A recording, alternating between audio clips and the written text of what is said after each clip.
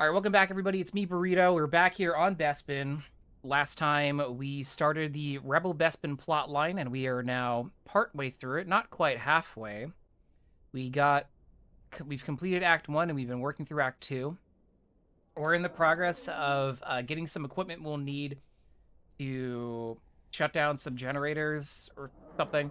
Either way, we have to go talk to Gundark in the Trust Casino. So some of you might be confused because you might remember the Trust Casino is actually across the street over there. I think, even though this is called Gale Central Club and Casino, I think it's just referred to the same area. That, or maybe that was just a mistype. But we're going to go in that southern building. We're going to go up one of the elevators here. Go up this one. I was going to get up there before we started this session, but this can be confusing. But if you go up one floor, in your overhead map, you can see a bunch of people in this room, and this is the main casino room, which I do like how well decorated this room is. I appreciate the high ceiling. I wish something was like hanging up there, though. You know, I always think of casinos being really flashy, so it'd be cool to have like a centerpiece. But the lower area, which is what you're mainly going to see, is a lot of people don't look up in this game, understandably so, is very well decorated. Some cool posters around. A lot of NPCs chatting, going about their business. Everyone trying their hands at whatever casinos games may be here. But we're going to go over to Gundark, the Rhodian here, and he's going to say, well, hello, stranger. What brings you to the table? Looking to win big? A couple million credits would change anyone's life. I mean, yeah, I got 10.3 right now, so I get it. Well, how about it? Want to play a game or two? I say, no thanks, Gundark. I actually came to speak to you. I want to make a deal. A deal, hey? Well, why didn't you say so? I'm always ready to talk business. What do you need? I've got the best material for the best prices throughout the Outer Rim. And then I say, I need a military-grade electrical transducer. Gundark says, well, you're in luck. I have exactly one military-grade electrical transducer left. Uh-huh, sure. And for only 3 million credits, it can be yours. 3 million credits? Is there any other way to get it? Gundark says, maybe. I came to Cloud City to negotiate with one of my clients.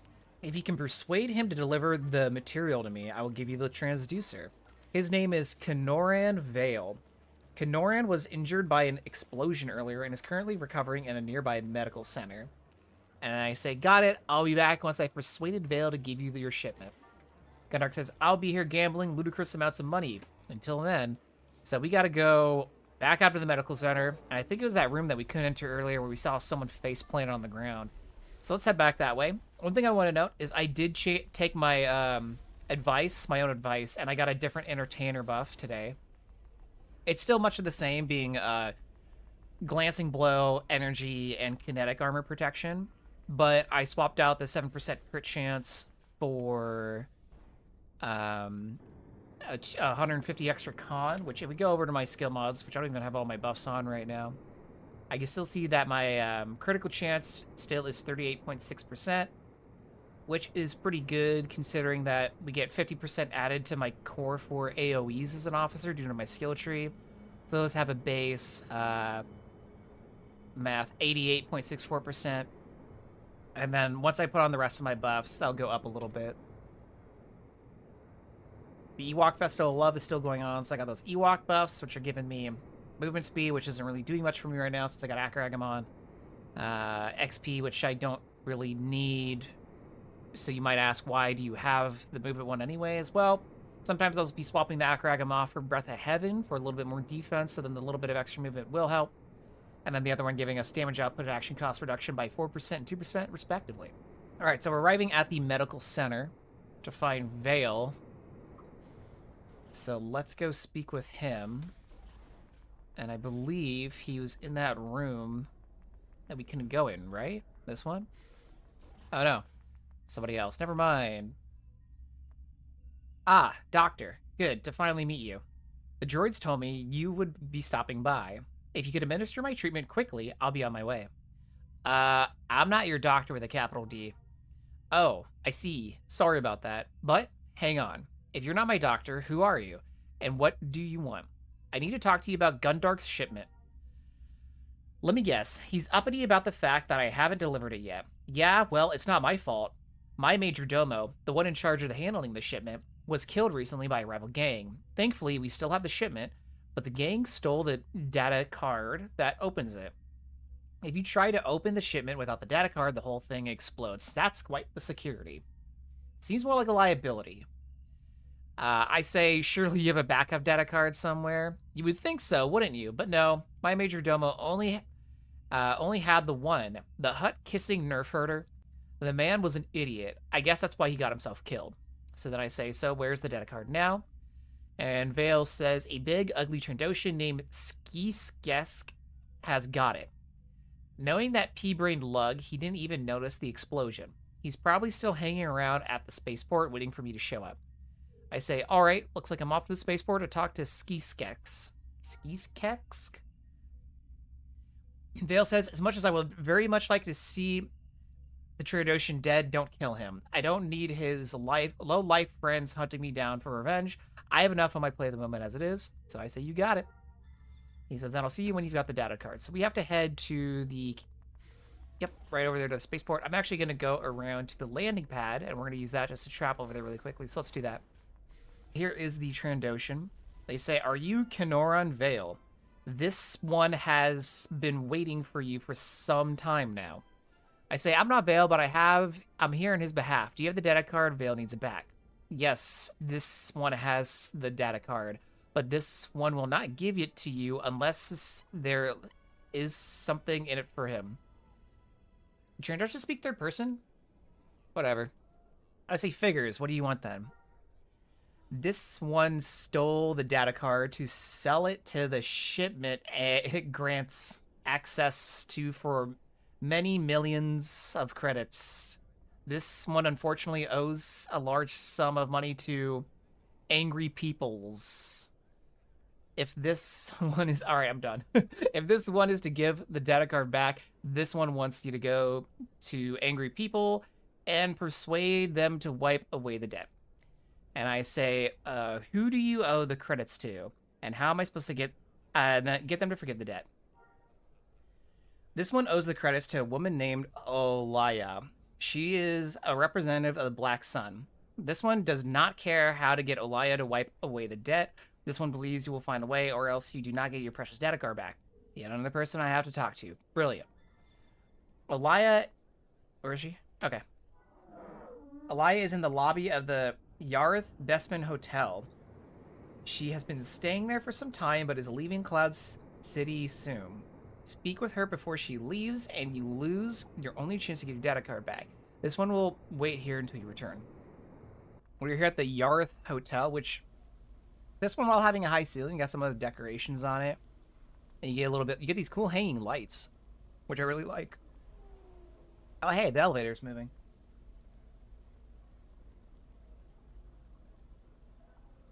Cool. I actually haven't looked around in here. I usually would run in here, do the thing, then leave.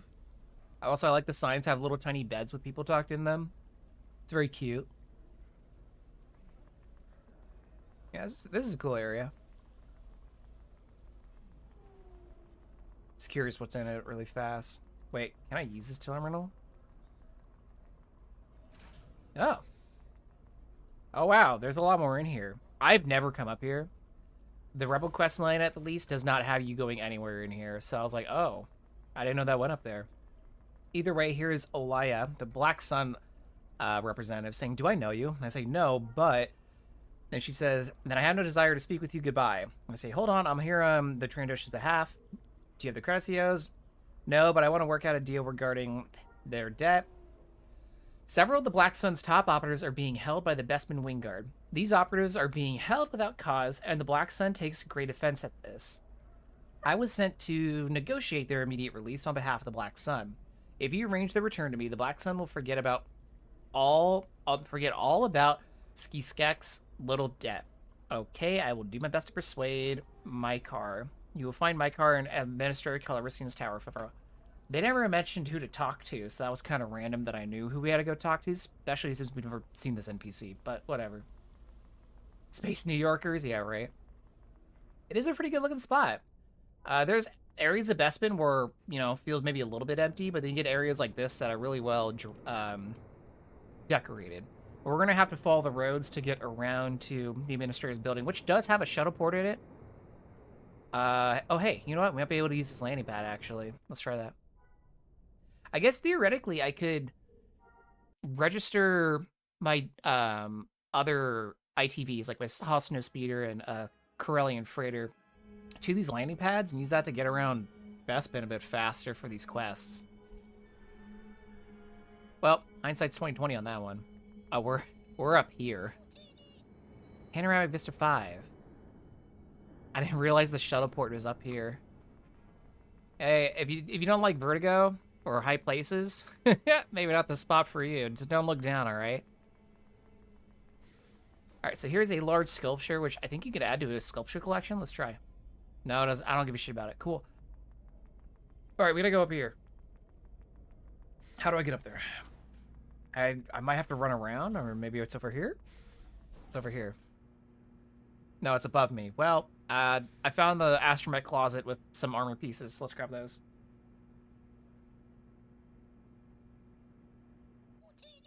All right. So if you're looking to get a Makar, and you enter, and you see this sculpture, just go, like, left immediately.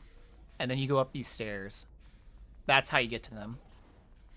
It started to come back to me from the couple of other times I've done this. Here they are. Do you have an appointment? I said, well, no, but I really need to speak with you right now. Very well, I suppose I can make the time. What do you need? I need you to release the Black Sun operatives at the Wing Guard has in custody. I see. Well, you're audacious, you know that? I agree with this guy, actually. That's pretty ballsy me to run in here, especially without an appointment, and then ask for criminals to be released with no explanation. Which, of course, he goes on to say, you walked in here, a total stranger to me, whom I do not know, let alone trust, and asked me to release a group of criminals from custody. Frankly speaking, who are you and why should I even consider doing what you ask of me? And I say, I'm working with Tiatikin to try to fix this whole crisis situation. To do that, I need you to release those operatives. I know Tiatikin. She is a good friend. I trust her. If releasing those prisoners is necessary to further a plan she has conceived, I understand. The prisoner's release can be arranged. And then I say, I'll go speak with Tiatikin and tell her to contact you to verify my request. He says, forget it. I'll go speak to Tiatikin and tell her to contact you. Okay, well, it looks like I have to go back to her anyways. I said, I'll go talk to her. And he's like, screw it. I'll go talk to her, and then I'll tell her to call you. But now we have to go back anyways, so I guess we'll go do that. We have to go back down there. Kind of cool, actually, standing all the way up here and seeing the waypoint like this. There's not a lot of places in Star Wars Galaxies where you can stand on something high and see your destination in the game. The only other places that come to mind is if you're, like, on a mountain that's surrounded by valleys, so, like, Mount Shalott on Locke, if you have a waypoint, like, at the base of it somewhere. Select areas of Dathomir, maybe. So this is kind of a neat view. Is that the Falcon? No. All right, we gotta, I guess let's buy a ticket to get off of this crazy place. All right, we're back with Tiatikin. She says, it's good to see you, but we have to make this quick. I'm in the middle of coordinating an operation on the lower levels. What do you need? Can you calm your friend, Makar? I told him I'm working for you, but he wants to verify that. Wait, hold on. Why are you talking to Makar? I thought you were working on a way to initiate a power surge. And I say, well, I want to go speak to a man named Gundark in search of an electrical transducer, but he told me that, never mind, I don't have time to listen to a big long story, and I also don't have time to contact Makar. Then what do I tell him? He won't help me unless you contact him. Just go to the cantina and grab a bottle of Corellian brandy. Give him that and mention that we downed a bottle of this and went joyriding in the Imperial Speeder.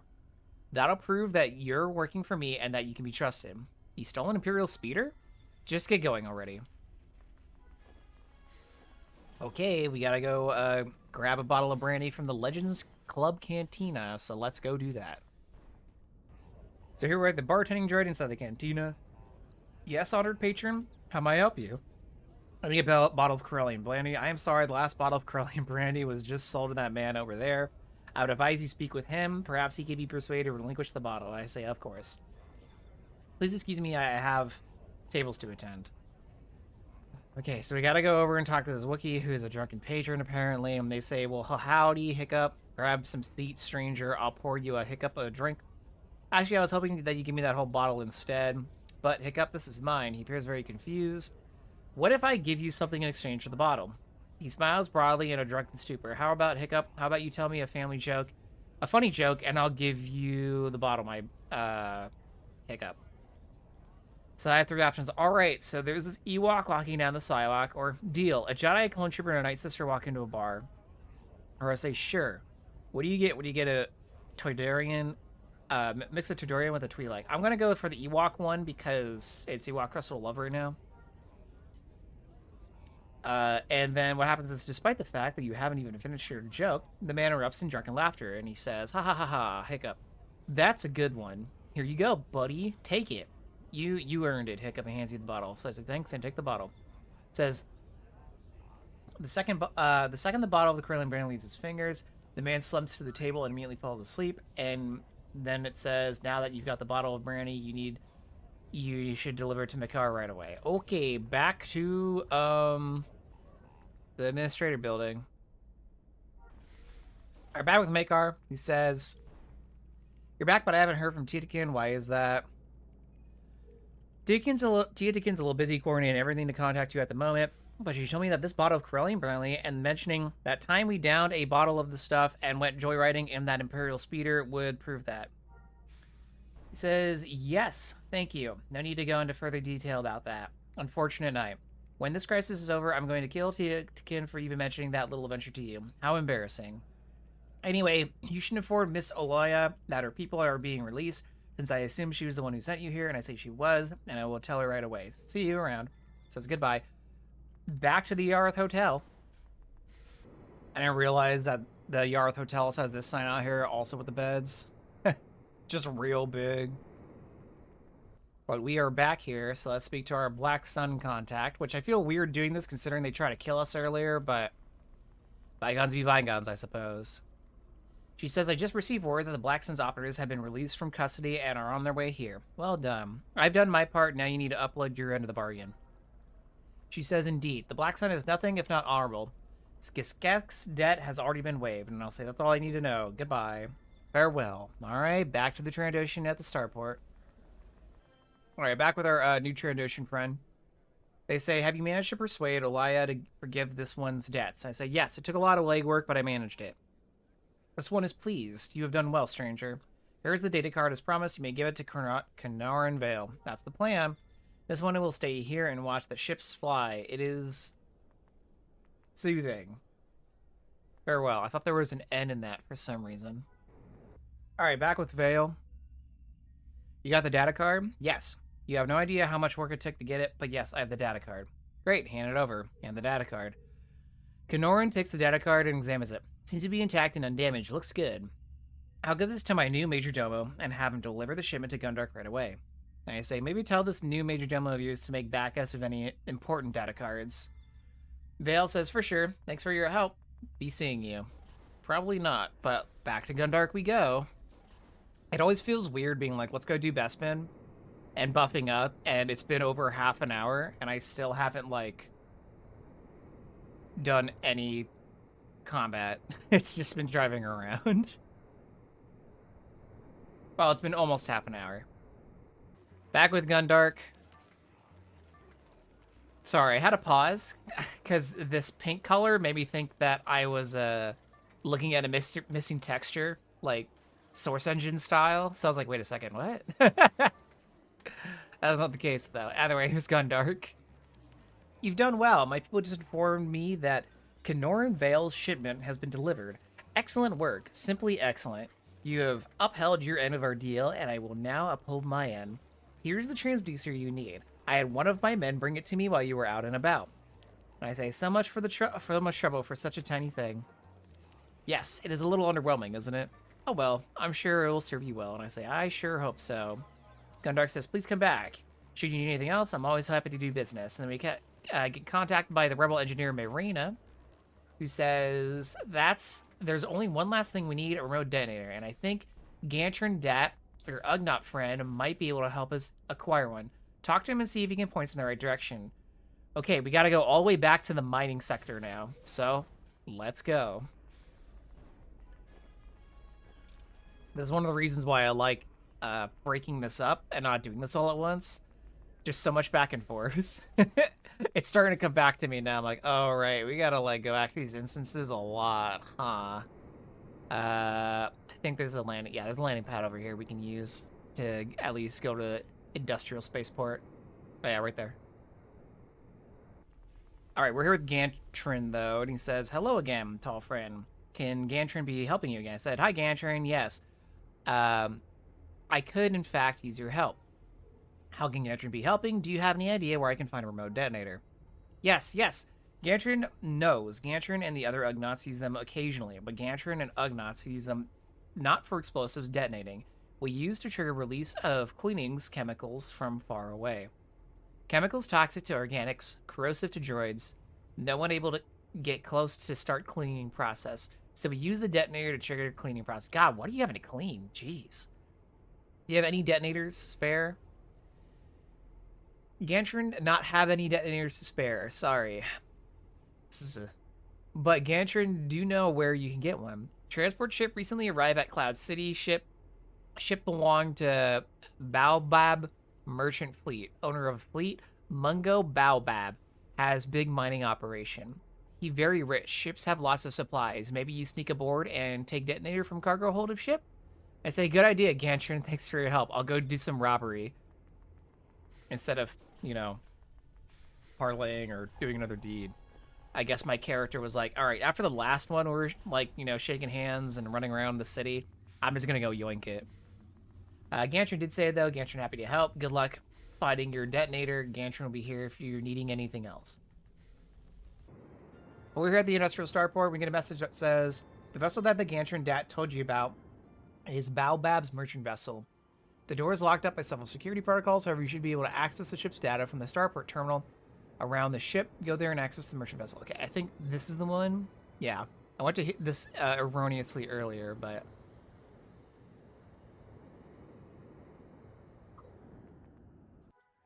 I'm gonna buff up. I don't think we have to fight anything here, but I'm just gonna refresh those at the very least.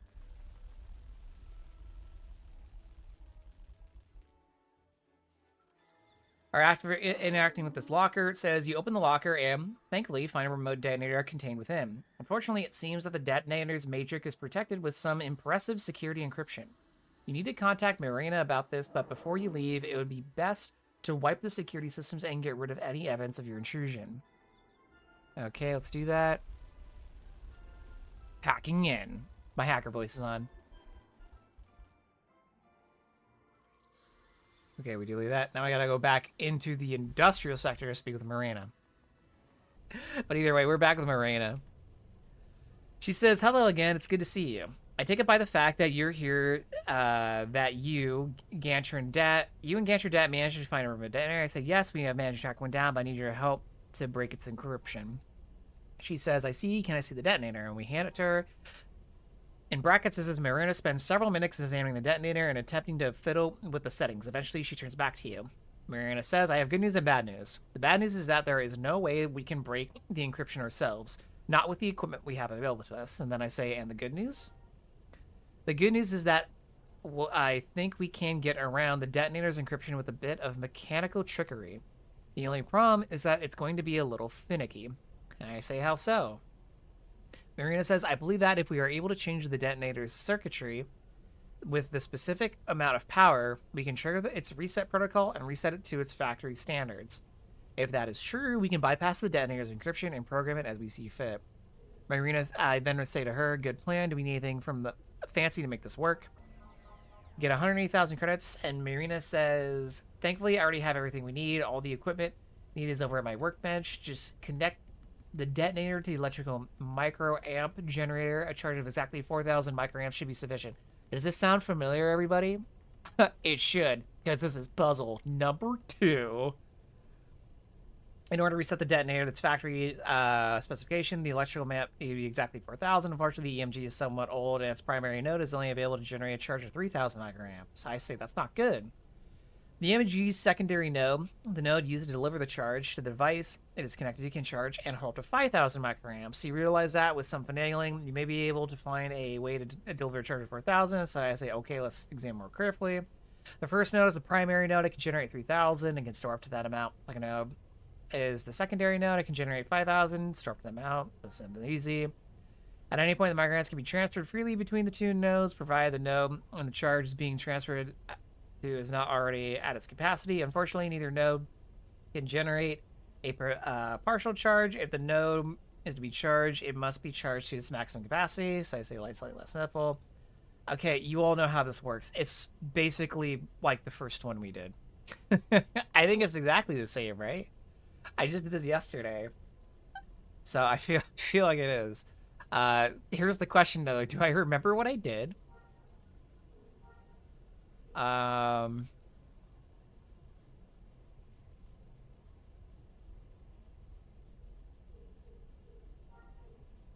we go. Did it. I am a genius. Yeah, I'm not going to read all this again because you know how it goes. I already read the first one. All right, let's go back to Speak with Marina. I don't know why they did the exact same puzzle twice.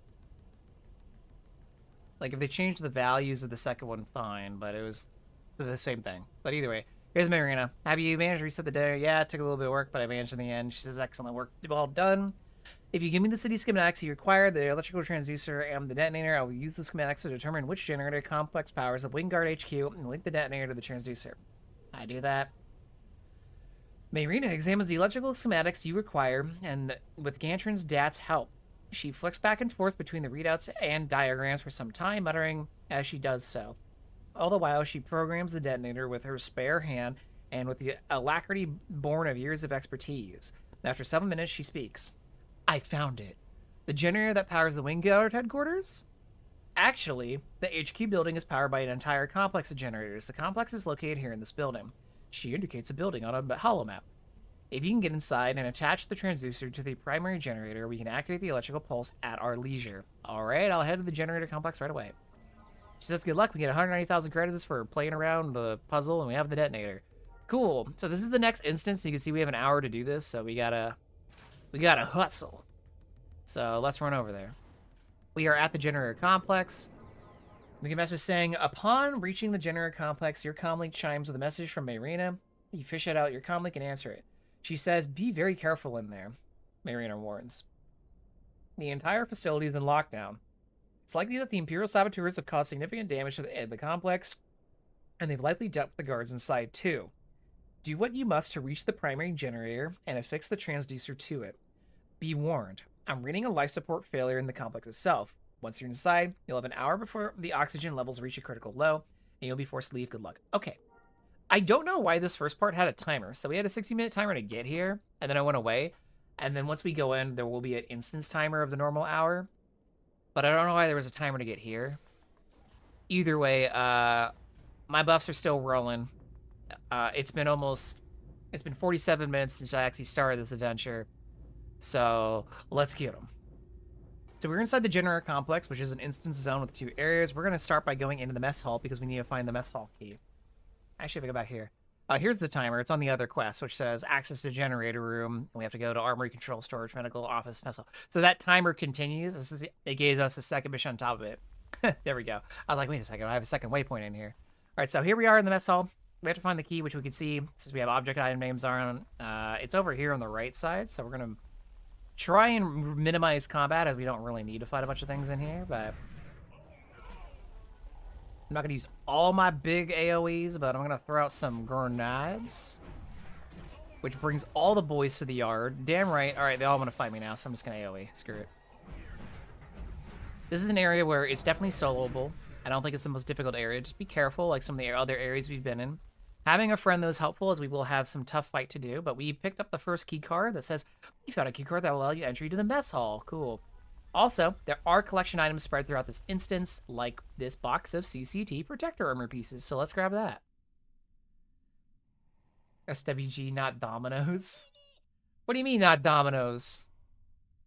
What do you mean, Domino? I don't have pizza. Where's Domino's pizza? I don't want Domino's pizza, but I want some.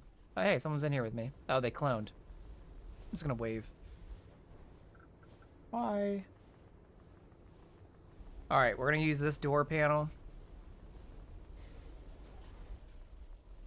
I guess. We're gonna head in. We have to acquire the generator code, which I believe is... Do we have to kill the unit? So they're dropping like a deck of cards. Thanks for noticing. I do pride myself on the ability to quickly slay many things at once.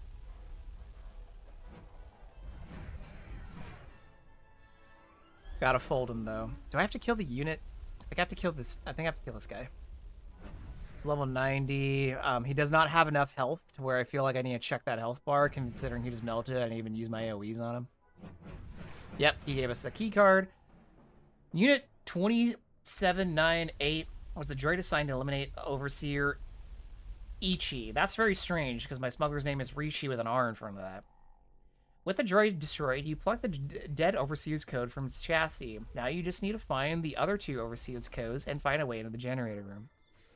Gotta go across to the other side? Just kidding, it's still in here?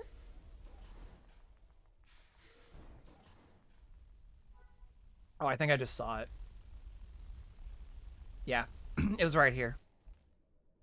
Hard to see. Clicking on the card that says you found the key card that will allow you to enter the office. All right, let's go to the office. Which has some droids guarding the front doors. So I guess I'm gonna have to, you know, start knocking more down.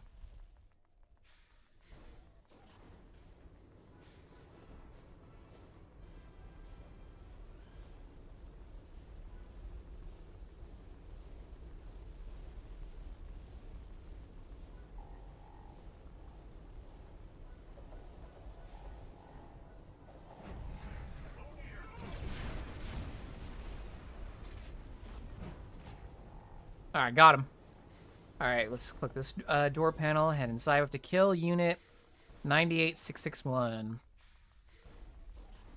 A little bit harder, a lead enemy, but only 128,000 HP. Not too worried about it. Let's just kick his butt. All right, you can see the medical bay key card sitting down there on the right side next to those chairs. Man, I got 2 Sweatfield procs in a row and a proc inspiration. I one beautiful. All right, let's take that medical bay key card. And let's go use that key card on the next door panel.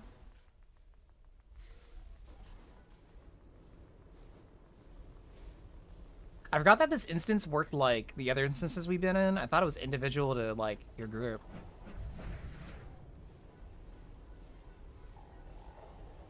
These guys are going to want to fight me anyway, so I'll just take them out.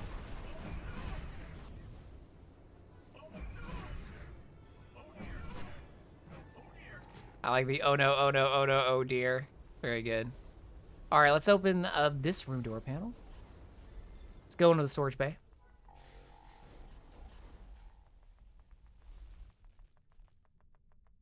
I'm going to take out the first group of enemies.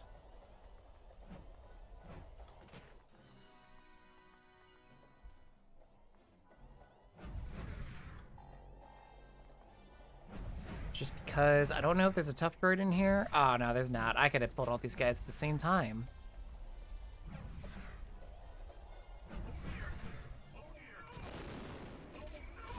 All right. See, the key card is again under a desk. So let's grab that. Then we have the storage bay key. So let's go to that, which is across from us. I like the use of the, like, this terminal, like, flipped and squished sideways. This is another interesting area where they used a lot of existing decor in smart ways, such as, like, these towers to look like supports, extractors, and factories and walls. All right, let's use this door panel. It's a long hallway with one dude at the end of it, so probably gonna be somebody tough. This guy wants some, though, so let's give him some. All right, now we'll go down this long hallway with this one guy at the very end. Who is it?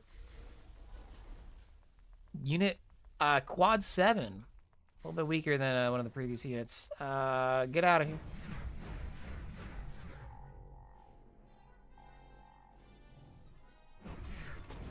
After defeating him, we get... I like the message David. This one's this corpse. You take the Overseer's rents code from Unit 77777 chassis. This unit being the one assigned to retrieve the code. You only need one more Overseer code and away to the generator room. I don't think we need to click these yet. Nah. Oh, we do. I can take the droid's parts. It says collect droid parts. Cool. Grab those off the shelf. Got them. Okay, let's move right along. We have to go repair a broken droid, apparently, in the next room.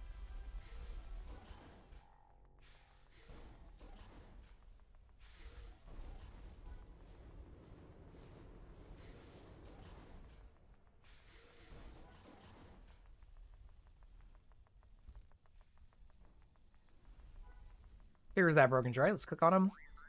We get a message that says, Droid Helper, you fixed the broken droid. Oh, he cloned himself. Holy crap, that already is projecting. You fixed the broken droid with the parts from the storage bay. Grateful, it begins to follow you, wanting to help you. I'm following it. Alright, we got a 60-second timer that came up, so let's wait that 60 seconds. Could even follow it. Just...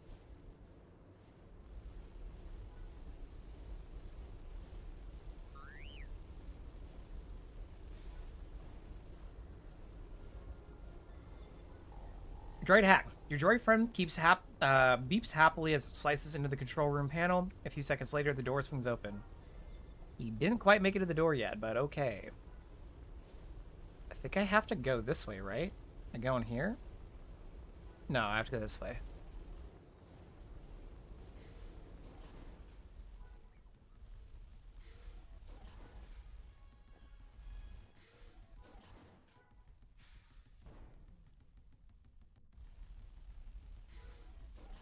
Use the elevator.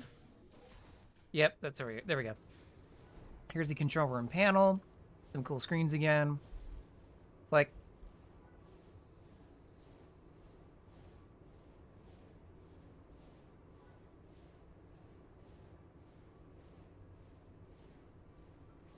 we get a message saying, while you're unable to unlock the generator room, you're able to unlock the armory. Perhaps you can find something in there to help you access the generator room, which we look in here, I guess.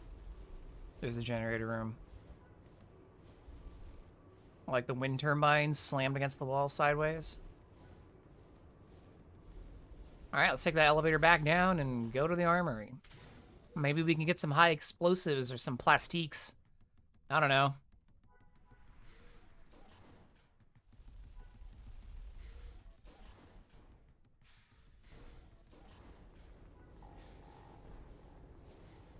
Alright, here's the next door panel to the armory. Click it. We have to acquire generator code 3. Who fee-fi-fo-fum? Who goes in this dumbass bum? Here you are.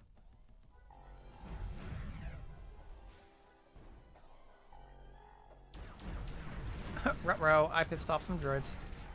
Gonna rally point here. Actually, I'll just layer crystal. We got time. Why not? The macro monoc, because why not?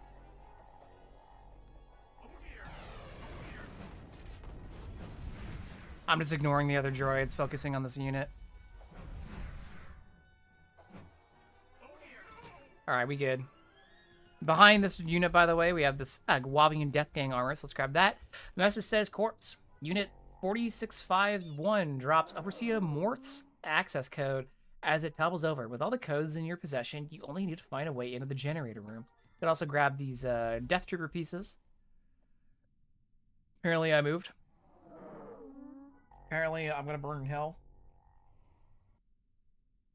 What's up, Ryan? No, don't do that. Who's asking to raise the max level?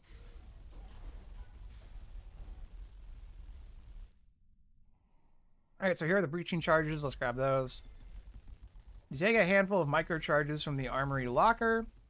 Armory with or without you, pick a lane. They should be just powerful enough to breach the generator room. Cool. But you do get to use more explosives. My specialty. You. Well, I'm sure Rain will tell you no. As he should. Alright, we defeated the droids that were giving us some heat. Let's click the generator room door panel.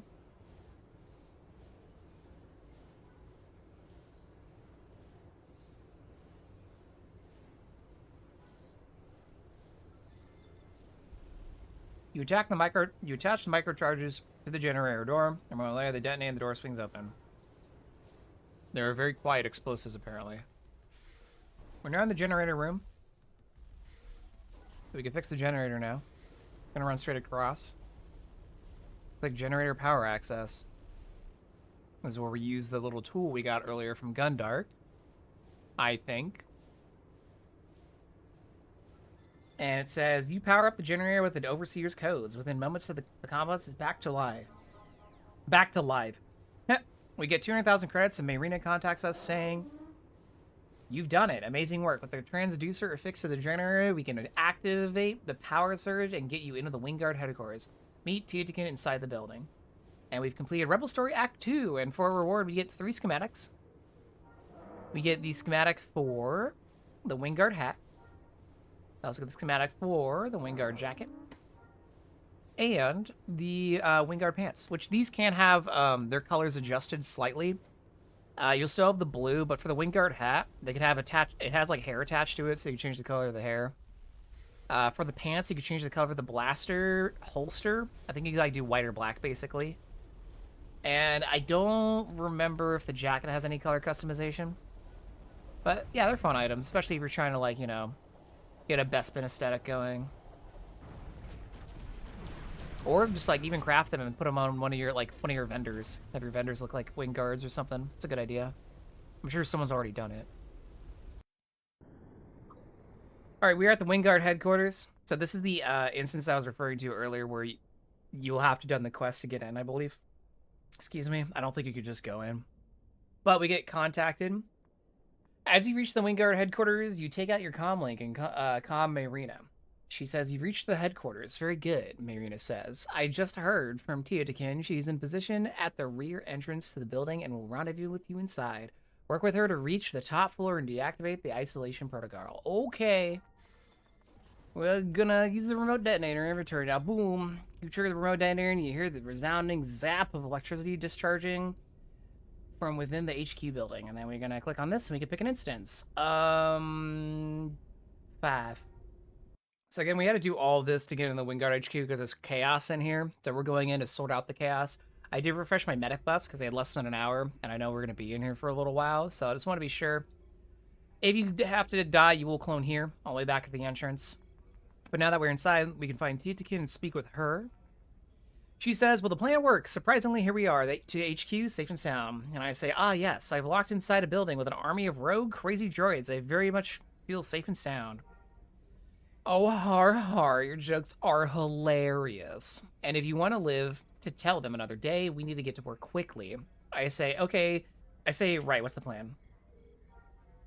First things first, we need to prevent any more droids from getting in the building. I think they're getting in via the sublevel and making their way up from there.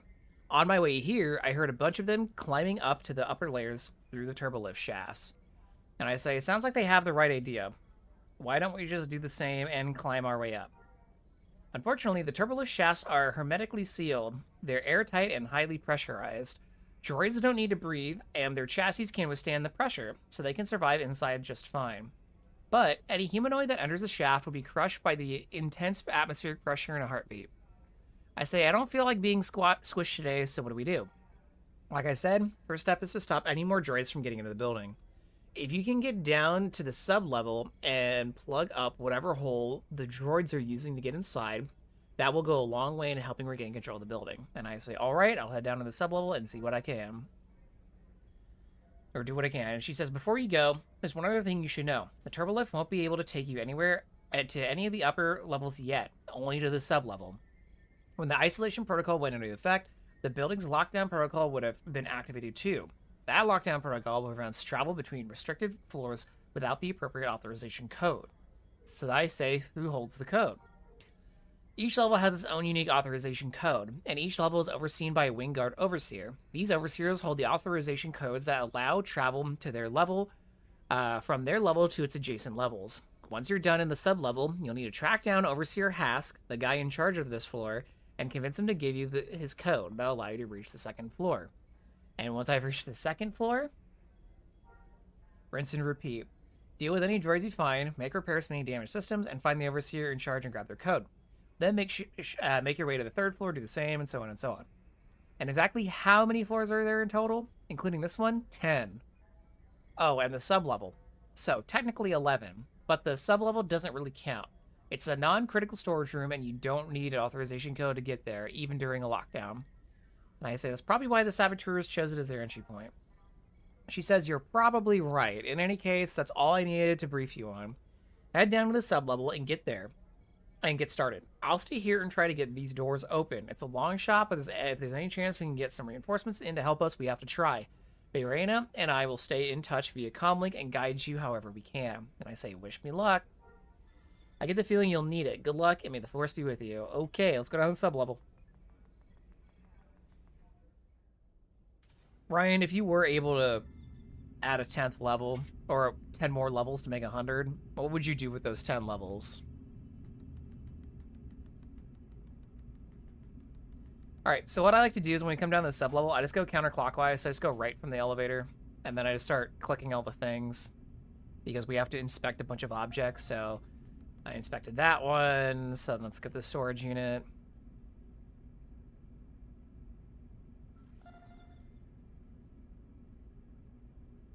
Okay, but like, what would you do to the professions, other than raise the level cap by 10?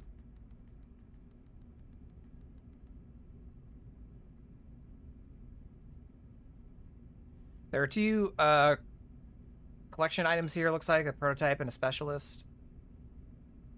So you can grab those while they're down there. It's like in the center of the room, right over here. We got those. Let's keep clicking on things. Sub-level wall panel. Oh, not yet. We gotta click a box of supplies and a storage drum.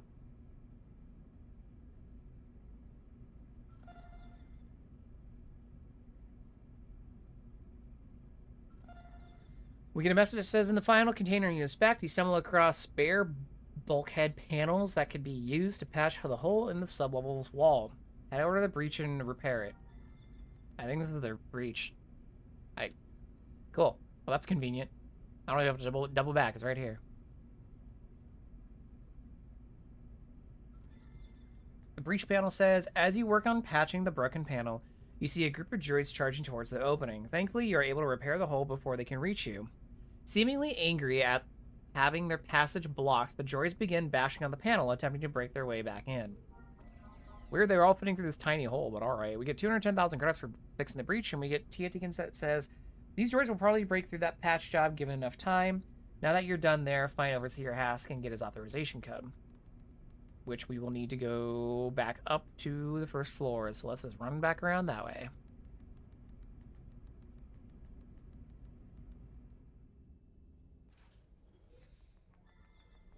Okay, just curious.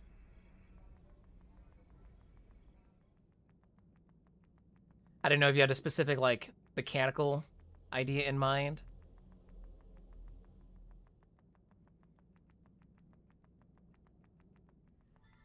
Alright, as we enter this area, it says, countless droids patrols around the office complex. Before you can search for Overseer Hask, it'll be bested in their numbers, so we have to defeat 5 droids.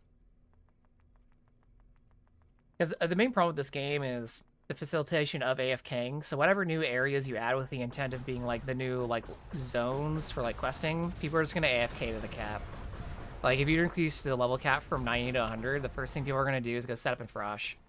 Or stay in Frosh if they're already in there. Which, sure, if that's they want to play, then so be it. But I'm just gonna kill these other 2 droids before they start attacking me, because they're definitely gonna start attacking me.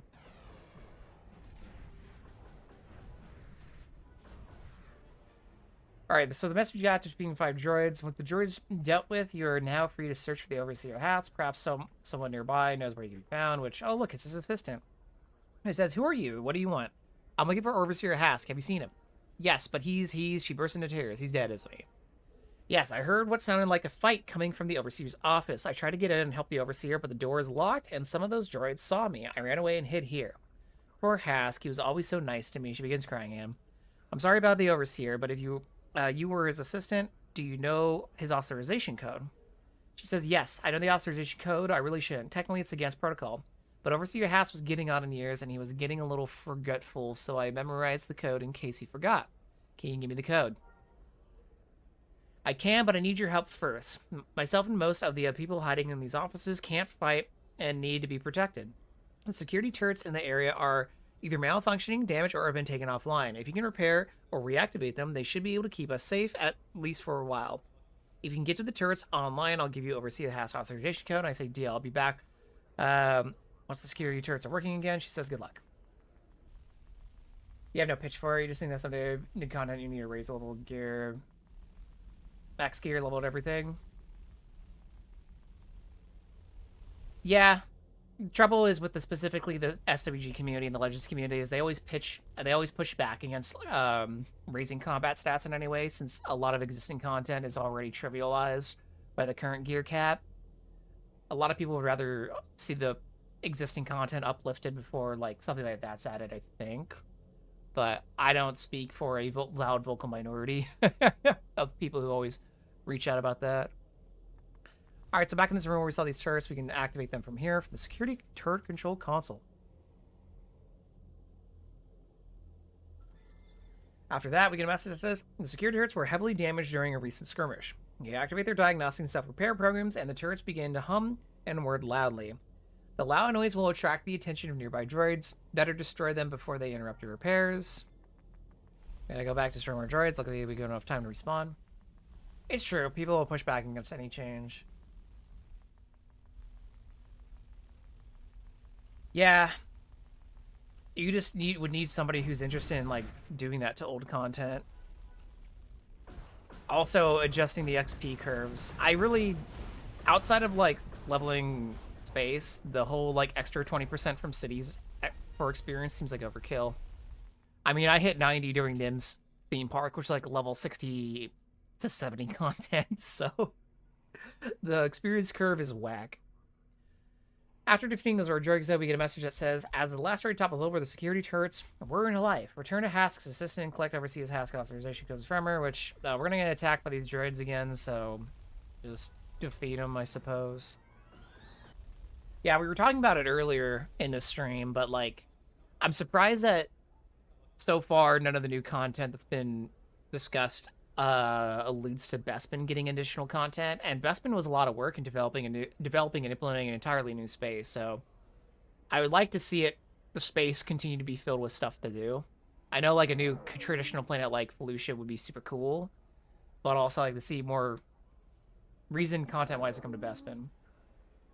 Speaking with Overseer's Hask assistant, though, she says, "Thank you for reactivating the turrets. We're a lot safer now that the droids are fighting off. That they're fighting off the droids." She says that as the droids respond behind her.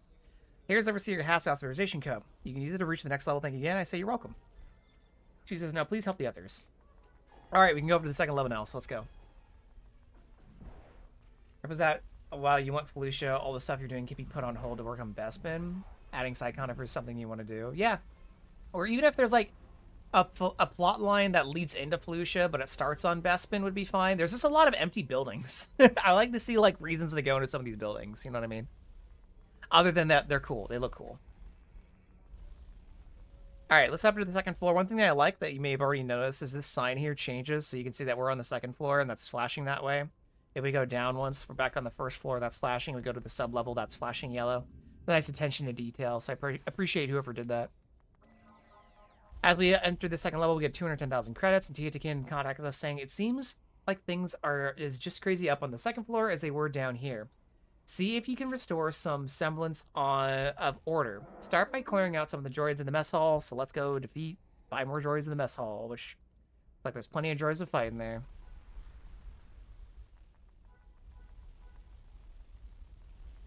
Yeah, you're checking out Restoration, you were on Flylizer, but that's kind of difficult to figure out what the fuck's going on. I mean, that's just pre-CU. It's difficult to figure out what's going on in any version of Star Wars Galaxies, but pre-CU and CU are definitely the most difficult, in my opinion, just by the nature of advancement in the game. CU's more simple, or a little bit more straightforward. Even with the existing documentation, I still find pre-CU difficult to enter if you don't already have pre-existing knowledge or someone to take you through it. But Tiatikin calls us back really quick and says, "Great work. Next, see if you can clear out the barracks and sleeping quarters. We need to protect people taking refuge there." Let's go do that. There's a lot of potential to be expanded upon, which you like. That's true. There was definitely a lot of space that feels like it was developed to be filled with something later. I'm just waiting for that later to arrive. Increase the planet, PvP zone, main quest line, then eventually add. Yeah, it's not a bad concept. It's just Bespin's been out for like over 2 years, and literally nothing's been added. The only thing that we've seen come to the planet in that time period was a May the 4th event or May the 5th event where like you had like something to go to the planet and click on. They're like little boxes or something.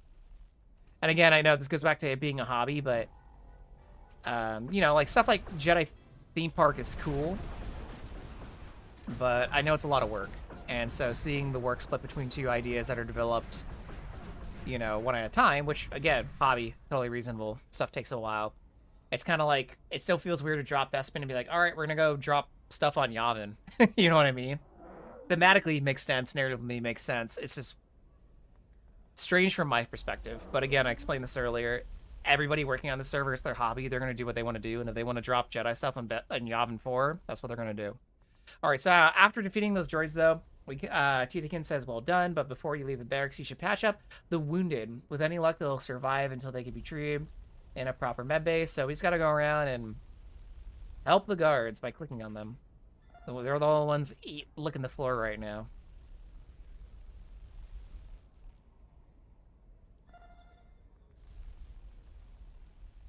Farming ranching, spice smuggling. Yeah, I appreciate still the stuff that are like sandbox systems, like farming, ranching, etc. Stuff that's theme content, though, like Jedi Theme Park, you know, that's kind of more like, it would have been interesting if it tied into Bespin somehow, but yeah, I know, maybe like thematically narrative didn't make sense. And the area they added on Yavin 4 is definitely cool. Like, I like it aesthetically. Can I help you without? Nope. All right. It's just the rule, guys. If one of you attack me, it's basically like being attacked by all of you. So I have to put you all. I have to decommission all of you now. I don't know why all these maintenance droids are battle droids, by the way.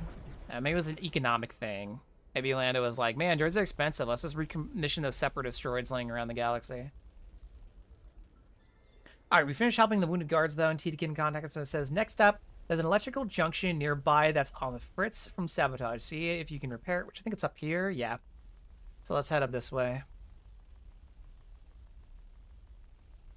My question is when Legends implementing the Lego Star Wars update where we can just dress as Lego Star Wars characters? I need to be able to roleplay Lego Yoda death screen. April 1st? Sick, dude. Looking forward to it.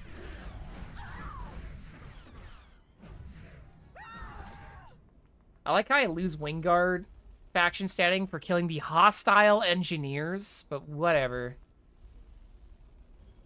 Here's the electrical closet. We click on this. Thankfully, the damage panel appears to be repairable. However, you will need to scavenge some electrical components. From some droids to fix the faulty circuitry. Smash some droids until you find enough parts. It says 0 remaining for some reason. Whatever. Let's go smash some droids. We'll smash these droids. They're close.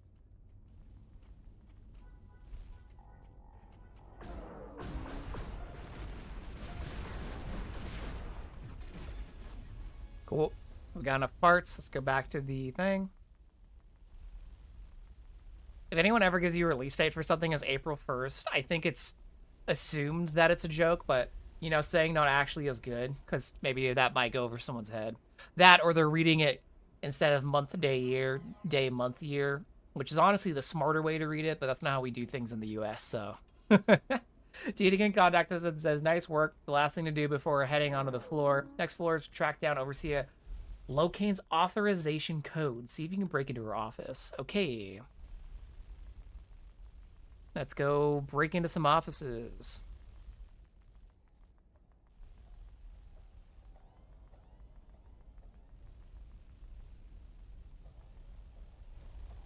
I love you, Lando Calrissian. Never change.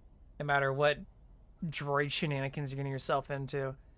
Alright, as we activate with the Overseer's access panel, though, it says Overseer Locane's office has been locked down. See if you can flush out whoever is inside by messing with the ventilation system with the nearby control panel. Nearby. Ah, here it is.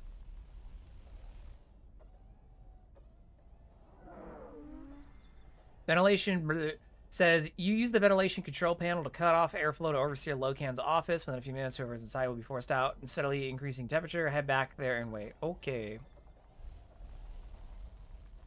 Do I have to hit this waypoint? An escaped criminal. As you reach the office, a group of people appear to be escaped criminals emerge from within. They're fighting the droids. Quick, protect the droids.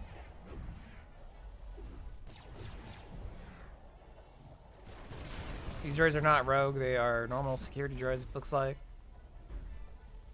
We have to defeat the prisoners when we have a time limit. Looks like a minute and a half.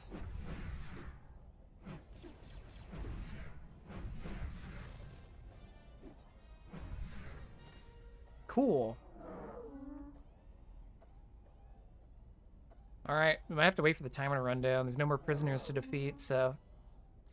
This being Wingguard headquarters, of course, there are, cells with prisoners being held in them, and in the chaos, it looks like they're starting to break loose. So we might have to deal with them at a later point in time. This is Overseer Mimar Locane. This is the Wingguard outfit, by the way. So those are the schematics we got earlier for these pants, this jacket, and this hat. And you can color the hair here. So that hair comes with the hat. It's like a wig sewed on, you know? This is a generous timer.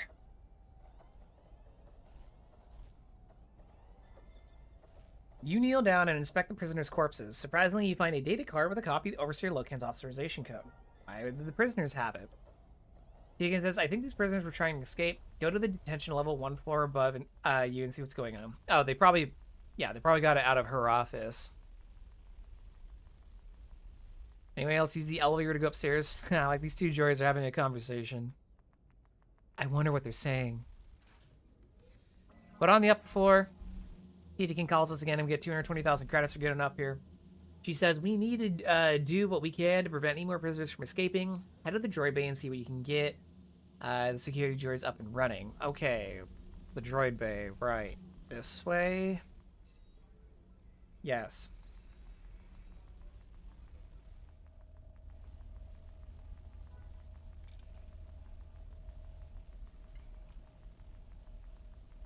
Josh says one random chair here. My legs were getting tired. So thanks for this one chair. My bull doesn't seem very amused, though. He's doing a good job, though. He's very inspiring to me.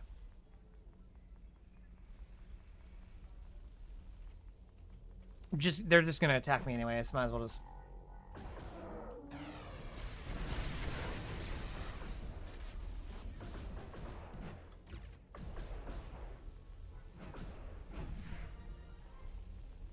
Alright, here we are coming up on the droid bay. We get a message that says, as you step into the corridor leading to the droid bay, you inadvertently trip some sort of ambush. Get rid of them. What, these droids?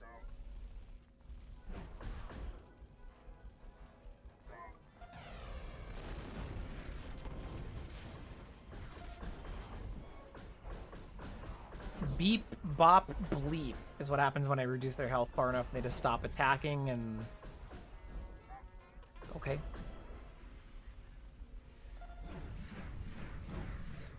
Alright, well, there we go. In order to reset the droid's programming, use one of the nearby mainframe terminals. Okay. I guess this one.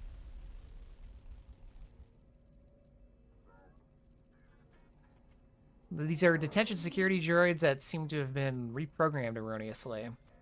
After interacting with the mainframe, you get a message that says, you power the mainframe. Oh yeah, there's patrol armor over here. Mine. You power on the mainframe terminal and reset the droids to their original programming. Several of the droids dispersed throughout the detention level, intent on returning any escaped prisoners to their cells. Okay. Titakin then calls us and says, great work reprogramming the droids. Unfortunately, the security droids aren't finding much success in putting away the escaped prisoners. Head to the control room and turn the force fields back. And as we come in here, we say, before you can examine the door leading to the control center, you'll need to deal with some marauding droids so they don't interrupt your work. Okay, kill more droids. Got it.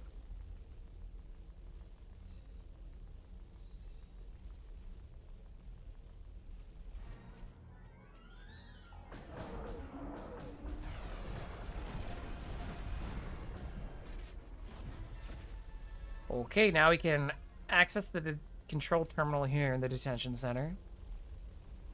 From the other side. Gosh darn it. Wait, can I click this through the wall? I forget. Fuck your doors. I'll just reach through the window. Because Vum's fucking just so strong. She just punches through and pushes it. But anyways, we get called. Alright, I think we've done all we can on this floor. See if you can find Overseer Ichthlon. If he hasn't been killed by the escaped prisoners, he'll be in his office. Once he got his codes, head up to the next floor. Okay. A particularly nasty-looking group of prisoners stand outside the Overseer's speak to their leader, prisoner 1922. That's a year. And what do you want? To go inside and speak with the Overseer? Well, you can't. He's dead. Bye-bye now. Hold on. How did he die? Some nerd herder? Instead of nerf herder. I think, like, any nerd celebrity can be called a nerd herder. Some nerd herder came along and laid him out. Stole my kill too, the bastard. I was really looking forward to getting my revenge in Ichthlon. Do you know what happened to the Overseer's authorization code? Yes, for 20,000 credits, and don't bother trying to negotiate. I'm not in negotiation mood. Yeah, here. I don't care. Great. This will be enough to buy a passage off Cloud City and some new identities for me and my boys. Here's the Overseer's code, Nesgram. I don't got time to mess around with you. Here's your 20K. Bye. Vum, I know, like, in character, you might want to not aid criminals in their escape, but for Vum, she's like, I have more important things to do than worry about you. Just give me the thing.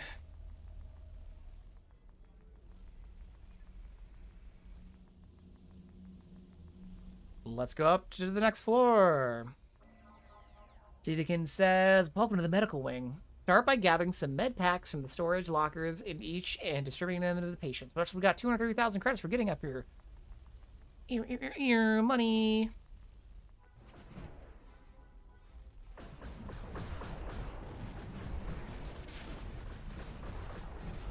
They were gonna attack me anyway, so I just... It's just faster. Kill them all sons of bitches sometimes.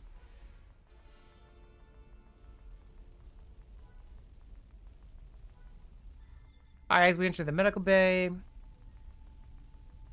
Gotta go over to the storage locker. Treatment Ward 1 medical storage locker. Cool. Alright, then we have to help patients 5 through 1. And then we have to click their IV units. Yep. Which are back to tanks. Luckily, it's not a channel. I can just do it. After clicking on the last one, we get alarm. As you drop the final med pack, a loud cacophony sounds from just outside the treatment ward as a group of rogue droids surge out of the turbo lift and begin causing chaos. Stop them.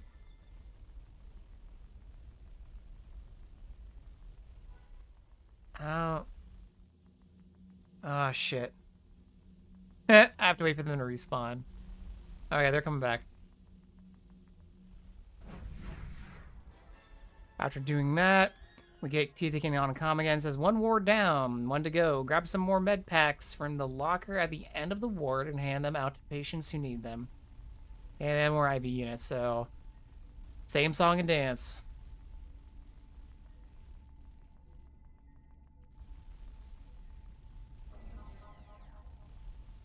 Once we click on that, I've got 240,000 credits and says, once again, you take out a handful of med packs from the locker. Just as with the previous bunch, deliver them to the patient's bedsides.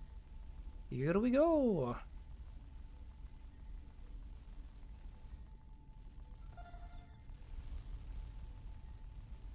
By the way, if anyone's like, what are these things? These medics just patrol between these two areas. I don't think there's anything of import in them. Like, I don't think there's collection items. There might be. Maybe I'm missing something, but I think someone's already done a really good job of documenting a lot of the collection items on the Legends wiki. So I would just use that. And if you have to come back here, then so be it. Titigan contacts us and says, great work. But I just got some bad news. Overseer Lauvek was killed in a firefight in her office. Talk to Dr. Hendan in his office and see if he discovered anything. Okay, this way. And these overseers not dead besides that one on the lower floor that we saw that clearly wasn't dead? Help the Wingguard restore order in the ward by dealing with prisoners. Am I going to incapacitate them and we are going to arrest them and put them back so they can continue to serve out their sentences for whatever they've been sent? No, I'm just going to death penalty all of them immediately. Okay. Well, you forced my hand on this one, game. To be fair, this is in line with all of the other quests we've done in the game, where it's just like, just fucking kill them. Alright, so we defeated those guys. Now we gotta defeat some of these guys, rabble-rousers.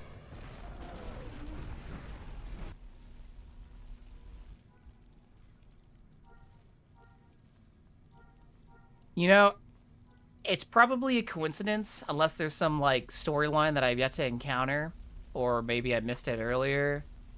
But I've noticed that every single prisoner's an alien species, and every single Wingguard member is a human.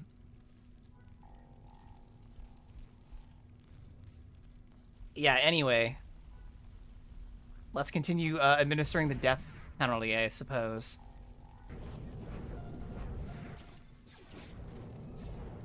These guys are shooting flamethrowers out of their butts. Either way, ward liberated. Yeah, that's a word. With some semblance of order restored to the ward, you're free to proceed to Dr. Hendent's office. Head there right away. Okay. Also, all those prisoners had credits that they were dropping. Where are you guys storing those? Here's Dr. Hendent. He says, quickly come inside. Are you injured? I can administer treatment immediately. I say, I'm fine, doctor. Well, mostly fine, but I do need to talk to you about Overseer Alao Vec. Taytikin told me that you were the one to find her body. Yes, I was. There was cauterized lacerations to several parts of the body. That's consistent with damage inflicted by a blaster bolt or an energy weapon. And Lao Vec's nervous system was overwhelmed by the trauma. I administered Bacter treatment on site and attempted cortical stimulation, but it was too late. There was too much damage. I have two options here. I say, I need to see if Lao Vec's killer took her authorization code. I need that code to reach the next floor. Do you have any idea how long Lao Vec has been dead before I don't care about this first one. Ah, I see. Very well. Lao Vec's possessions are being stored in the locker in Treatment Ward 1's surgical bay. They were moved there in preparation for Lao Vec's official autopsy. So great, thank you. I'll examine them right away. Let me know if you need any further assistance. I'll be here. Okay, let's go. Guy spawned up in the wall. Interesting that they keep artifacts relating to autopsy also in the same area where they're treating patients. Where are you doing the autopsy? In the beds next to them? If so, that's kind of a grim look. And also, not really a kosher place to do that in terms of, like, preventing tampering, but whatever. We're gonna grab their stuff. It says storage locker. You open the storage locker and look through Overseer Lao Vec's possessions. Unfortunately, the data card containing their authorization code isn't among them. Head back to Dr. Hendent and speak with him. Maybe he has an idea of how to proceed. Okay, let's go back to the doctor. Back with the doctor. What is this Oreo cookie table, by the way? Is this like two objects? Is that like a new model? It's just an Oreo cookie, but if you filled like, instead of like a white cream, it's like a blue cream. Either way, here's the doctor. He says, welcome back. Were you able to find the Overseer's authorization code? I say, no, it was missing. Lao Vec's killer must have taken it. I'm not too familiar with the intricacies of the lockdown protocol, but what if the ability to bypass the chain of command extends to authorization codes as well? As the chief medical officer, it stands to reason that my authorization code may be able to bypass the lockdown for this floor and allow you to use the turbo lift. It would have to be in case me or my medical staff had to respond to an emergency. You may be onto something. Would you mind giving me your authorization code? Wouldn't you know about this? Like, wouldn't this be in a handbook or a manual? But whatever. The doctor says, I can't give you the original data card in case I need it, but I can make a copy and give it to you. Give me a minute. Dr. Hendent spends a minute fiddling with his data pad before handing you a fresh copy. He says, here you go, a copy of my authorization code. I just hope this idea works. I say, you and me both, doctor. Thanks for your help. Anytime, now get going. I'm sure there are countless people that need your help. Come back and speak with me should you need anything. Taytikin says, let's hope this code works. Head back to the turbo lift and give it a shot. Let's go back to the turbo lift. All right, can we go up? We can. That worked. Cool. We got 240,000 credits again. Like I said, the credits are going to roll in this class as we get going. But Taytikin contacts and says, thank the Force that Dr. Hendent's code works. Now let's start by repairing the holo communication system on this floor. So let's go to the HoloNet transceiver room. All right, and here it says first things first, examine each of the communication systems components to figure out which needs and ones you're repairing. So let's interact with the control panel. Excuse me, sir, I'm taking your job. Cool. Let's go to the transmitter.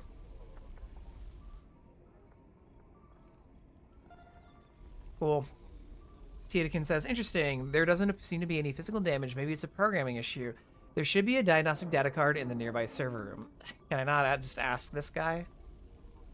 Says, I am fixing the terminal all day long. Yawn. How are you bored? There's rogue droids, like, right in another room, dude, and, like, prisoners running around. Is he, like, got his headphones on too tight? He's got the noise cancelers in? Like, oh no, he's got his AirPods on or whatever? Alright, here's a rogue maintenance droid. Tietikin says, more droids, not good. We can't afford to let them take those servers offline. They host the majority of the city's network traffic and are critical to its operation. Clear the room. Okay. Time to clear the room.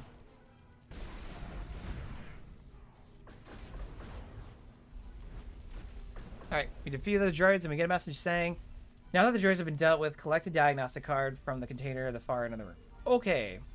Who's still fighting me? Where did you the hell come from? Actually, though, where the hell that prisoner come? Oh, there's some in this room. Hold on, what the hell's in here? Oh, well, that I had to click. Head back to the holo-communication system, the data card, control terminal, and the diagnostic processing. Like, this is a cool room. I like how they have the tables turned over, using chairs that support. Somebody very thoughtfully decorated this room. And I like how they had, like, these terminals are done. The smoke effect makes sense. Not sure what's up with the one dude standing in the middle of the room, though. He's just standing there.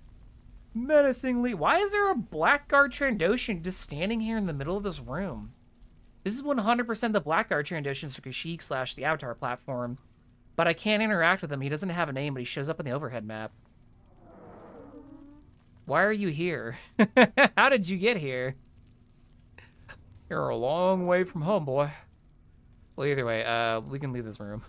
I was just, like, looking around because I saw that on the overhead map. I'm like, what the hell is that? Wee woo, wee woo. I see him. He's standing right there. What is he doing? He's just standing there. Menacingly. Alright, we're back with the HoloNet transceiver control panel. Click it. Boom. Timer has 10 seconds left. Let's wait for the system diagnostic.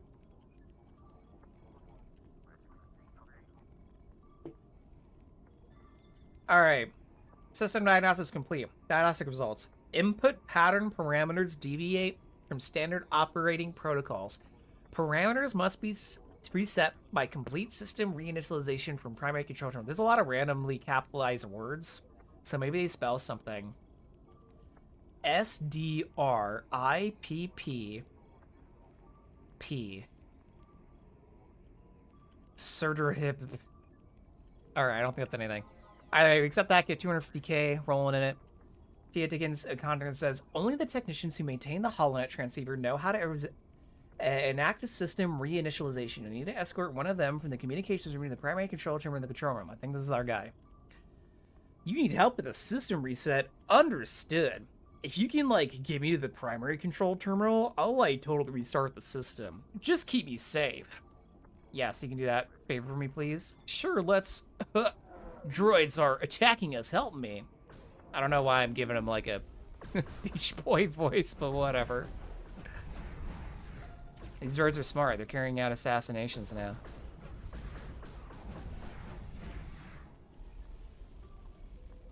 Thanks for keeping me safe.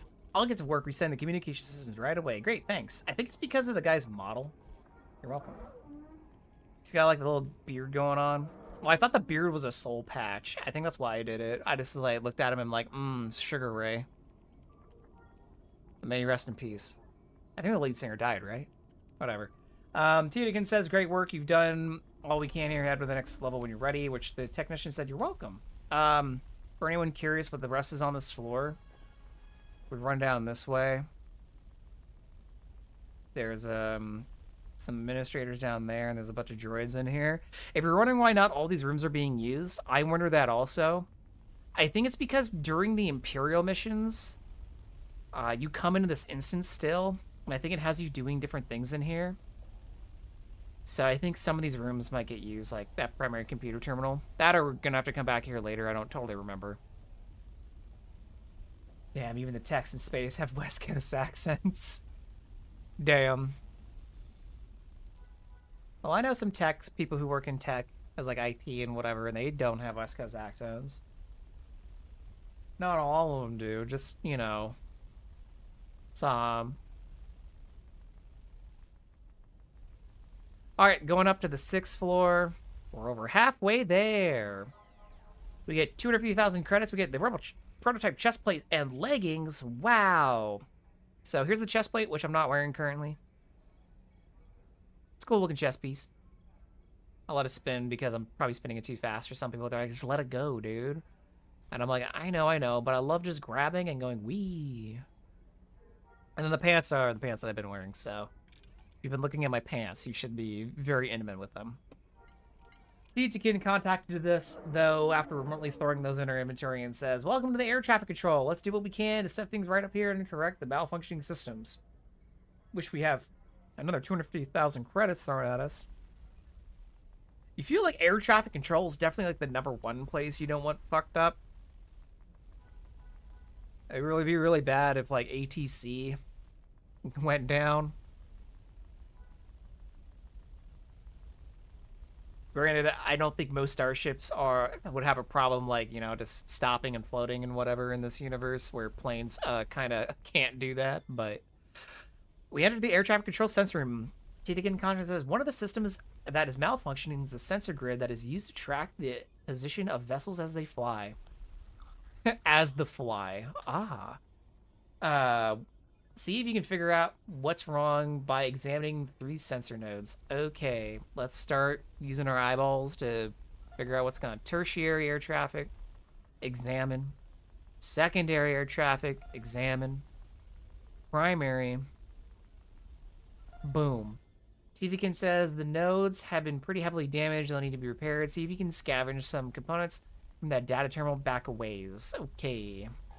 Hallway data terminal. Back this way.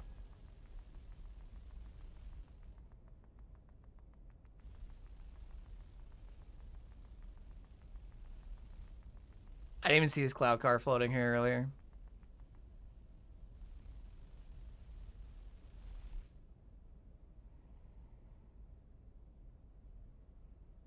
All right, terminal scavenged. We get a message that says, oh my god, the system message says, you extract several components from the data terminal. Unfortunately, they appear to function at a different electrical amplitude than that of the sensor nodes. The components will need to be reconfigured to match the nodes. And we get a message that says, in order to reconfigure the scavenged components, you'll need an electrical micro configure. And thankfully, you spotted one on the droid bay on the 3rd floor when you were last there. Head back there and grab it. All right, we gotta go back to the 3rd floor. Here we go.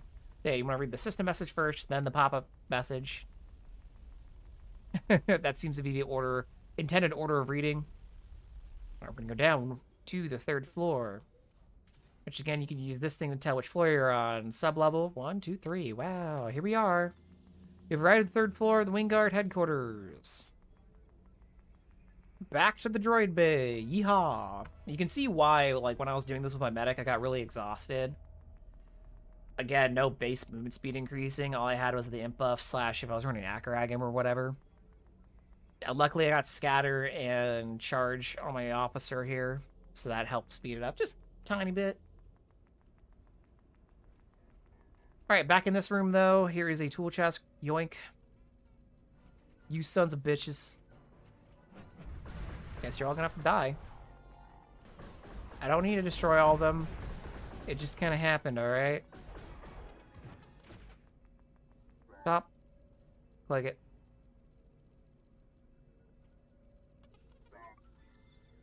With the electrical micro configure in hand, you should return to the 6th floor and install the components into damaged sensor nodes. Okay. Here we go. Not much difficult combat today. Just so far. It's a lot of running.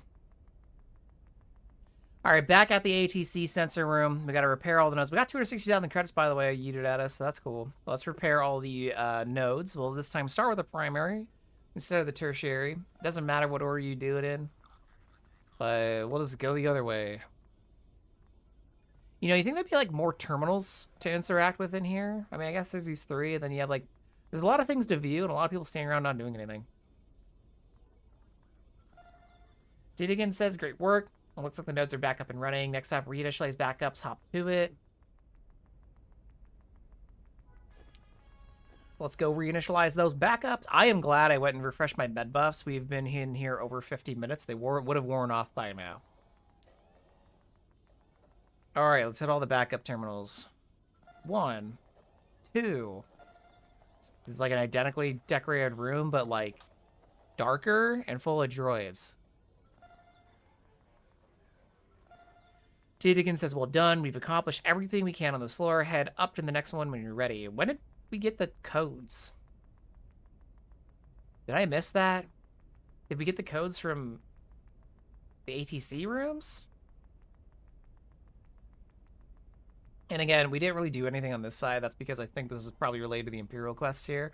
But we can go and take a look anyway. There's a ATC terminal, some rogue droids in here, some turrets, a hologram with...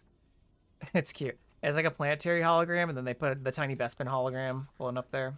Hey, I didn't ask for this. Up. All right, we're on the 7th floor. Got 260,000 credits. Again, Tiedikin says, you've reached the offices of the Wingguard senior staff. I'm reading security breaches and data wipes from each of their terminals. See if you can figure out what happened. So, this is my least favorite floor, I think, of the headquarters. I might revise that. But I remember this one. We have to interact with 7 terminals, and they're spread out through all of these areas, specifically these ones with all the cubbies.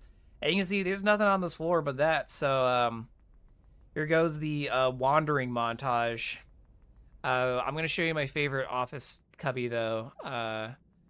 It's not in this area, but I'll point out when we get there. It's actually very appropriate that we'll be visiting it. When we are, and you'll find out why when we get there. Some of you may already know what I'm talking about. So here's one of the captain's work terminals. Click that. I definitely recommend having object item name on. If you come back here, you can see there are some armor pieces though, so if you are a collector, you can collect those. No, these all of your collecting will not be in vain. This is one of those areas though where I feel like it was planned to be like something more. Only because it's so empty. Like, look how big this floor is. But the only thing here is these terminals that we have to click. And I guess this shit down here. And there's like this one NPC. I don't even think we go down here for this part of the quest. I think I just have to run and click on these terminals. We might. But I do very vividly remembering this. Especially since, again, playing medic, it doesn't have movement speed increase. Griffin and I did not get this floor. We got to like maybe level 4 of the headquarters before we were like, all right, let's go to bed. And then we just haven't come back to finish it. And honestly, unless we really feel like it one day, I don't know if we will. Again, I already completed on my medic once, and I'm doing this again on my officer. So that's it in this area. I remember when I did this on my medic, I think I missed a terminal once. So if you're wondering why I'm being so aggressive in searching these cubbies like this, it's specifically because I did miss one before. So we found 1 in each of these areas. So now we have 6 more to look in, but we only need 5 more terminals. So one of these areas might not have a terminal. One of them might have 2. Let's just start with the left one again. I'll try and keep the overhead map closed, even though the formation of this area is quite interesting from a design standpoint. It looks very... kind of looks like a satellite, you know, like the solar panels coming off of a central structure. Or maybe like a plant, like a tree, like you took like a fern's leaves and laid it out.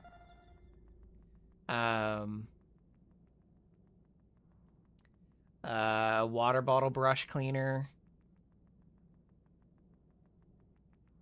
Yeah, those are some. This is my Rorschach blot test, except it's the overhead map blot test. Also, I promise that if I see anything interesting in these cubby holes, I will point it out, but really it's just chairs, a desk, and then 2 lamps on each desk. Occasionally there might be a hat.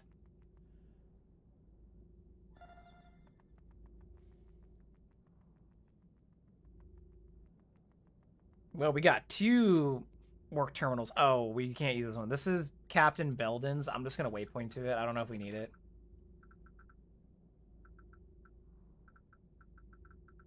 But I don't want to have to run. I don't want to have to look for this one again and forget where I found it. So I'm just going to make that waypoint. Again, we might not need that.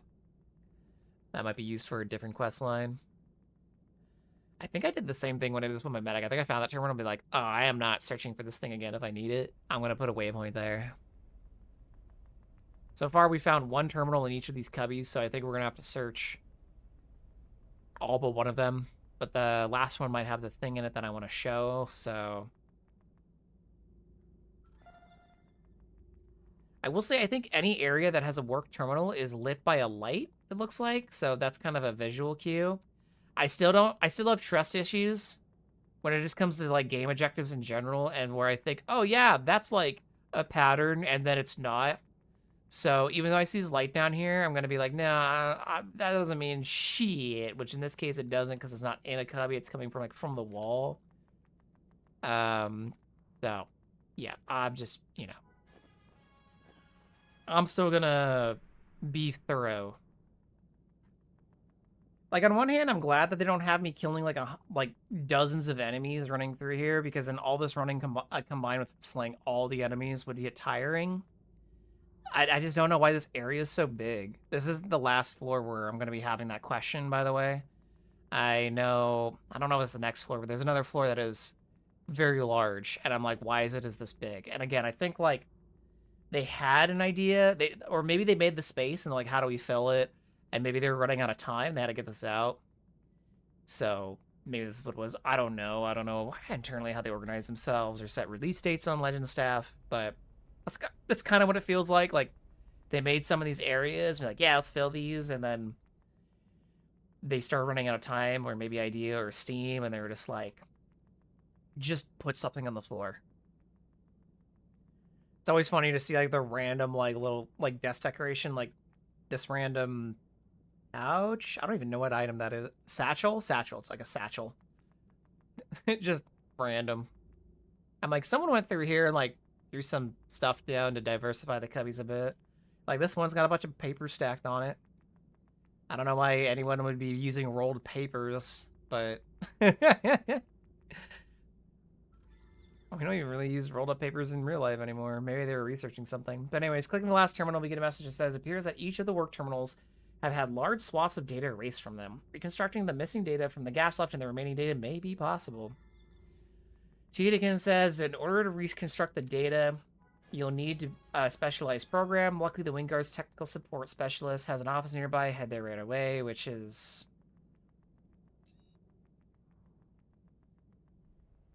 I guess further south. So technically, you don't need to go in this most northeastern cubby for this quest. However, there is a crate of patrol trooper armor pieces, and I don't want to have to run back here ever, so let's click them.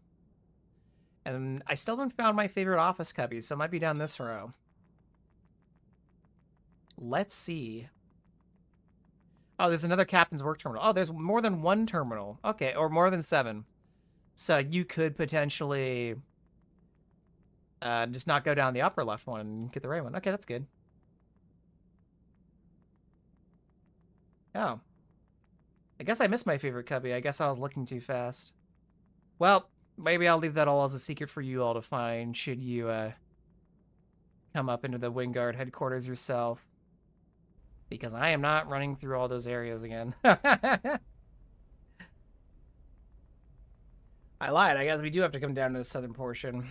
Which then begs the question, let's just go see some Wingard technicians are hanging out in there? Alright. Then who's hanging out over here? Overseer Korama, okay. But here's that tech's office that we need to visit. Nice poster. Got some stuff scattered across his desk to make it look like a technician's office. That's cool. It's got a nice little model here. Either way, let's click on this. And it says, you power on the technical support specialist terminal or activate the data reconstruction program needs to be configured before it can run. Nothing's ever easy. Is this the same puzzle? I actually don't remember. While the intruders were successful at erasing large swaths of information from the WinGuard database, the erasure was apparently only partial. Some fragments of the data that were erased still exist if reconfigured to match the digital imprint or hole in the archives. Those fragments could be serve as a foundation for which the program can be rebuilt. Explain. The data reconstruction program works on a system of fragments and blocks. Below is an example of a fragment. A, B, C, D, 1, 2, 3. Continue. Each fragment is comprised of 3 blocks. The leftmost block, the center block, and the rightmost block. So BC is the center. Oh, wait, I see. Okay. The leftmost block is comprised of whatever numbers or letters are currently on top and bottom of the fragment in the far left corners, as well as whatever 2 numbers or letters are currently border them. In this example fragment, the leftmost block would be AB, 1, 2. The center block is comprised of whatever numbers and letters are currently in the top and bottom of the fragment in the middle 2 positions. So BC 2, 3. The rightmost fragment is comprised of whatever numbers or letters are currently on the top and bottom of the fragment in the far right corners, as well as whatever 2 numbers and letters are currently border them. So CD 3, 4. The location of the blocks never changes. It is only the location of letters and numbers that comprise the blocks that can change. Okay. Each of the 3 blocks can be rotated in either a clockwise or counterclockwise direction. For example, let's rotate the leftmost block of the fragment below in a clockwise direction. So it's going to be DABC, unless it's the whole block. Oh, wait, no, it's tops. Now it's 1 ACD, 2 B3, 4. Okay. So that's what they meant. So B went down, A went over, 2 went over, 1 went up. Okay, so we rotated the individual block. Each of the 4 numbers are currently correctly comprised of the leftmost block. Okay. This new data fragment can then be modified in the same way with the original modified by rotating any of the 3 blocks in a clockwise or counterclockwise direction. Let's perform one more rotation. Let's rotate the rightmost block of data fragment in a counterclockwise direction. Rotating the rightmost block of data fragment in a counterclockwise direction would result in the data fragment D4C3. Okay. When configuring the data reconstruction program, 2 data fragments will be displayed. 2 example fragments are displayed below.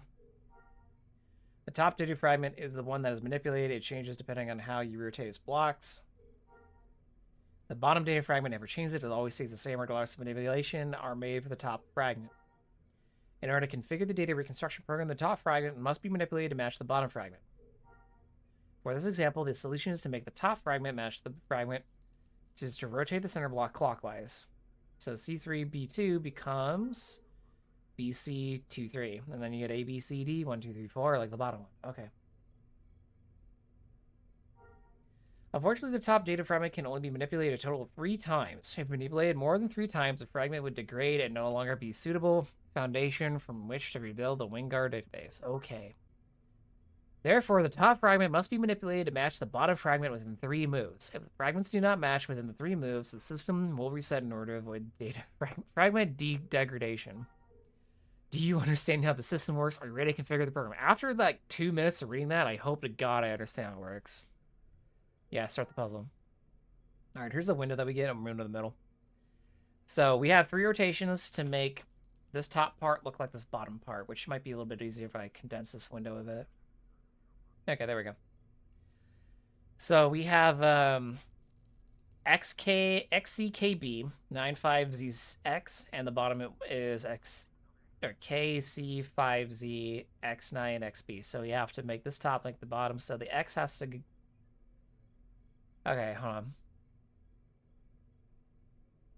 If I rotate the left block clockwise. That won't work. We gotta get the K to the left side. So maybe if we introduce the center block clockwise or counterclockwise. So now it's that. And then leftmost block counterclockwise.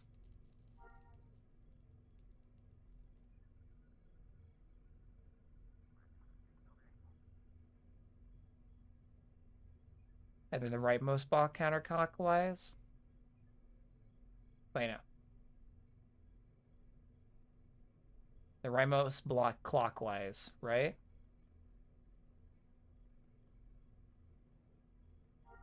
I did it. Yay. The explanation of the puzzle took longer than the puzzle. With the program finally configured, you press a button and it begins to work on rebuilding the Wingard database. Considering the amount of data that was erased, total reconstruction will take quite a while, at least several hours. Thankfully, the process does not require your oversight and will continue if you're in there. Cool.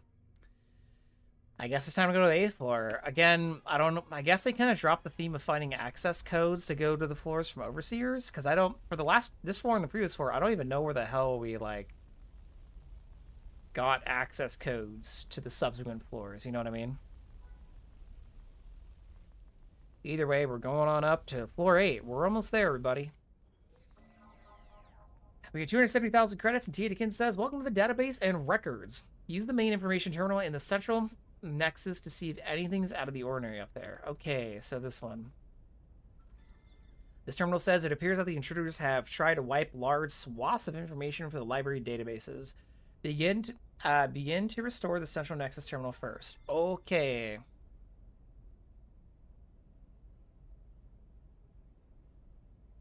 Where the fuck?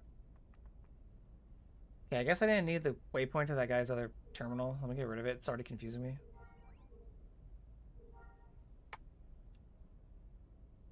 Restore the central nexus terminals. How? Go to each wing and restore the database of the central nexus. Am I just doing laps around this massive floor?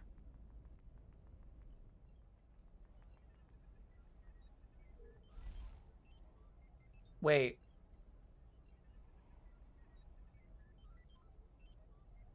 There's a puzzle in here?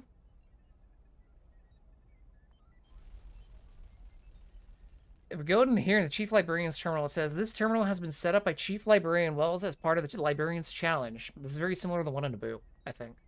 We'll see. The Librarian's Challenge consists of 144 multiple-choice questions. These questions have been divided into 12 sections. These sections encompass the 12 distinct topics of information contained within the wings of the database. Is there really 144 questions that I could do here? What topics are covered in the Librarian's Challenge? The 12 topics covered are in the Librarian's Challenge are Galactic History, Pre-Republic Era, Galactic History, Old Republic Era, Galactic History, Fall of the Republic Era, the Criminal Underworld, and Galactic Law. Continue. Corporations, organizations, and companies. Technology, Bespin, and Cloud City. Species information, sentient species. Species information, non-sentient species. Mythology, sociology, religion, and galactic cultures. Interesting, I say aloud. What happens if I get a question wrong? Do I fail the challenge? Failing a question does not mean immediately failing the Librarian's Challenge. 3 strikes are allowed before the challenge is failed. That's kind of brutal considering, unless, I mean, I guess it's split up into categories. But 3 strikes out of 144 would be fucking rough. If all 3 strikes are used, the challenge is failed. There's no limit to the number of times you can attempt the challenge. You can try again immediately. If you fail, however, you will have to start from the very beginning of the challenge. Understood. Can I stop in the middle of the challenge and continue my progress later? Yes, the Librarian's Challenge can be continued at a later point if you but you will have to start after the last finished section again. The full challenge will take between half an hour to 45 minutes to complete. However, it may take significantly more or less time depending on how familiar you are with the topics it covers. What the fuck?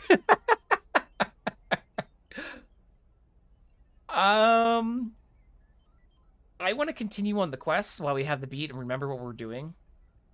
I didn't know this was serial talk. Depending how long the rest of Bespin takes us, I might come back here. Maybe when we finish Bespin, we'll come back here and we'll do a challenge.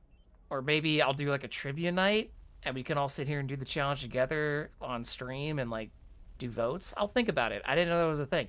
The one on Naboo and Theed is not as exhaustive as that one. Huh.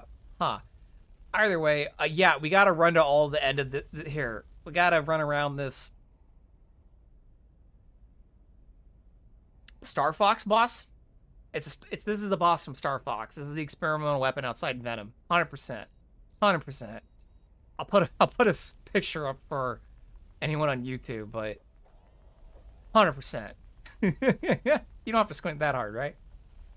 Anyways, this is the other floor where I remember being like, I don't like it very much, just because, again, it's a massive floor, and all we're doing is running around and clicking these terminals at the end of these very long hallways. Yeah, I just think there's a terminal at the end of all. Yeah, there's 12. So we have to just keep running the end of these and keep clicking them. So yeah, it's just more running and clicking stuff like the previous floor. So here we go. Which, by the way, that system message said, the terminal sounds an affirming beep indicating that you've delivered this data card to the correct terminal. Do the same for the rest of the data cards. Sorry, I'm getting distracted by this painting.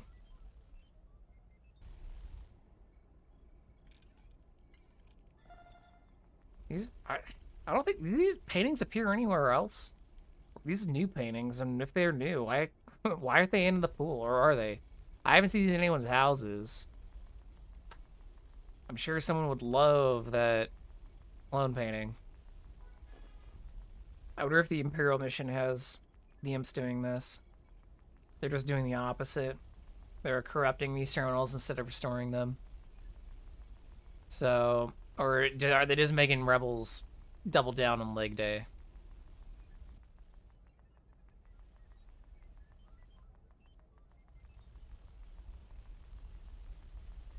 Again, for being in a crisis lockdown mode, there seems to be a lot of non-essential personnel / civilians in here. Maybe they were just here when the lockdown occurred, but they all seem pretty calm. They're just standing around staring at records, so I don't know what's up with that. Again, here's another painting that I don't recognize.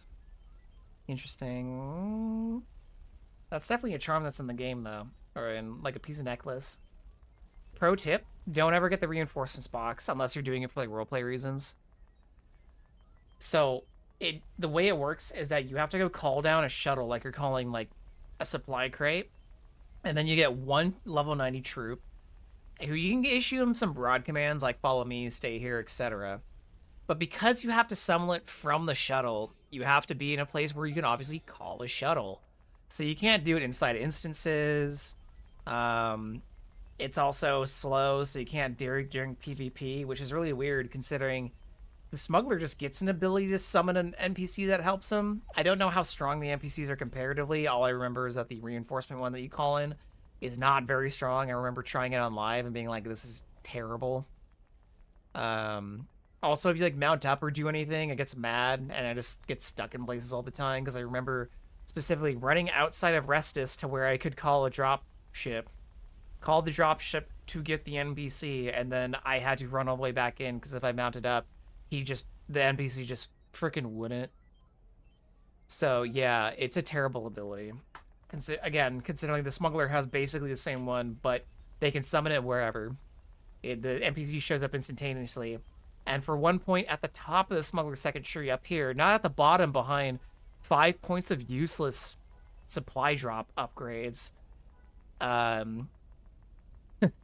It upgrades it to a medic, so it can doesn't always, because the AI, it can heal the smuggler like 3 or 4 times, assuming that it doesn't spend too much of its action on like applying poisons to an enemy, and that it actually tries to heal you. But yeah, it's such a terrible ability. This is why, like earlier I said, I recommend doing the Bespin Sorry, I got distracted by the floating astromech droid. He's just vibing up there, hanging out. Anyways, this is why I said earlier in the first part of this is I recommend doing this with a friend Not just because there's those difficult boss fights like we saw earlier in the first part, but you know, everything's made better but with good company, right? And some of this running, while it would still suck, at least it would suck with somebody there with you. You could share in the misery a little bit. Adds a little bit of levity, you know? Um, Doing this by yourself is it'd be great to, like, you know, if you're listening to a podcast or have like a YouTube video up on the side, like for floors 7 and 8, and what are we on, 9? Like the last couple of floors have been pretty much like just running. 6, 7, 8, yeah. It was been just running, clicking on stuff. Which, you know, I don't want every floor just to be raw combat meat grinder, but if you're gonna have me just running, can we shrink the size just a little bit? This is a cool area. There's just nothing in it. But apparently there's a 144 multiple choice quiz that I need to do at some point. But after hitting that last one, restoring the last data, we get a message that says, with the final data card delivered to the appropriate terminal, you successfully restored all the information that has been erased from the library archives. Well done. Tegan says, great work. The library houses one of the biggest collections of information in the Lillian Galaxy. It would have been a shame to see it ruined. Ahead of the next floor when you're ready. Oh, I'm definitely ready to get off that one. Here's the 9th floor. 280,000 credits in the pocket. We get, as you put away your comlink, you see several escaped criminals running down the hall. Oh no! And Tutikin says the entire 9th floor of the HQ serves as the Ring Guard's armory. All the guards, heavy weaponry, and material is stored here. Oh no! We certainly can't have the criminals getting access to heavy arms. So let's go stop them. Yeah, I gotta go pacify 5 criminals. Hey, Godel.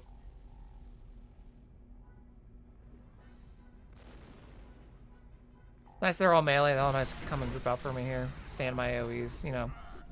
My favorite quality. That's a tall-ass Celestin. I mean, I know I'm short, but damn. Titikin comes back and says, this is exactly what I was afraid of. These prisoners were using stolen weapons, reclaiming all the stolen weapons. If they were using stolen weapons like blasters and armor, why aren't they wearing any of it or using it on me? Unless, do they just switch to melee? Like, why aren't they shooting me?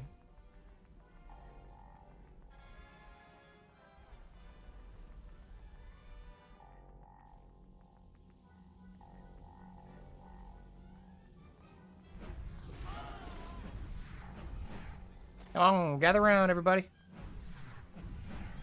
I know we're done, but we get a message after getting all the stolen equipment that says, with the stolen equipment recovered, you should return to each of the rooms, which is stored.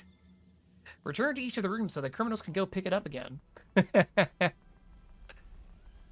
Alright, so return the ammunition to the, probably what is the ammunition depot?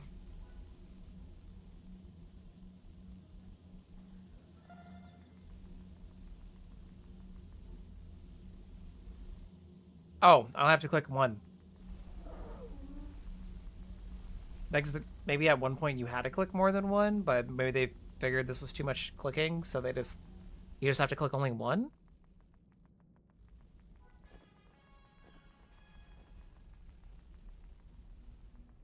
Let's go return the armors. If there's going to be a collection item in here, I would bet it's in the armor room, since we've been collecting crates of armor, you know? Let's find out.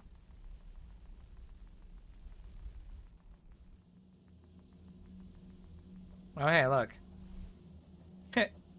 Just like I said, great Death Trooper armor and great patrol armor. Let's grab them. I did not move. You lied. I just moved my camera. Damn it. I'm not too busy.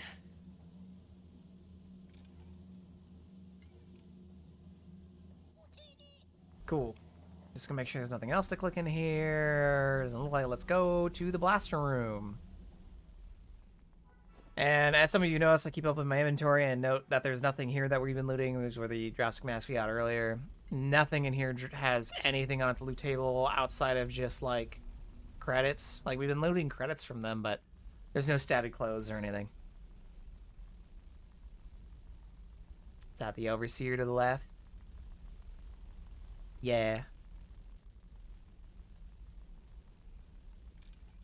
The overseers have been alive in the last few floors, so that is different. We just haven't had to interact with them at all. So, whatever.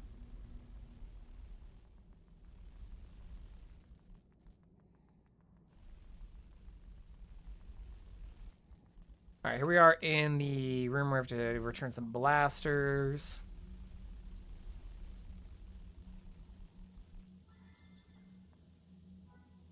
Titikin calls us up after returning all the equipment and says, "Great work. This place is much safer now. Before you head to the final floor, grab some breaching charges from the explosive storage room." Okay.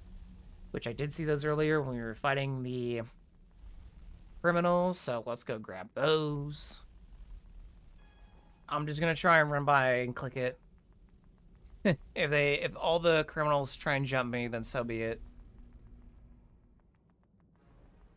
Yep. This probably has a channel though. We're about to find out. You know, allowing all the criminals to stay in the explosive storage room. Maybe you want to do something about that. Just suggestion. Either way, let's go back to, I guess, the terminal near the elevators and go to the 10th floor. I don't know what's highlighting the terminal when it just says go to 10th floor.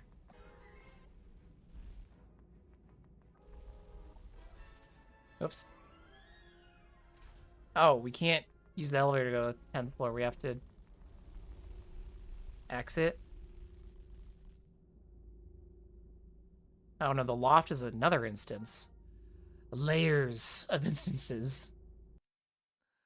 Alright, Titikin rings and goes, and once we get 280,000 credits. She says, in order to get through those blast doors, you'll need to override each door's control panel and blow through the final door's servos. I'll explain more once we get to the first door. Okay, I'm pretty sure on the last floor I didn't do anything to get the overseer's codes. I think the narrative on that was lost for the last couple of floors. I think they said, fuck it, and they'd, like, just do this other stuff and get off. Or maybe it's just implied that, like, the overseer was happy with what we did on the floor. Either way, here we are on the 10th floor. We got a blast. Got 300k for walking 50 meters. Titikin says you'll need to activate each door's access panel located next to it. Do it in time or the system will reset. Get going. Okay. Everything you do to... What do you mean? Find the... Is this not... Oh.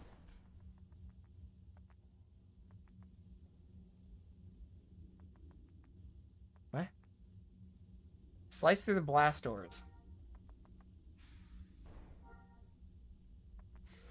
What?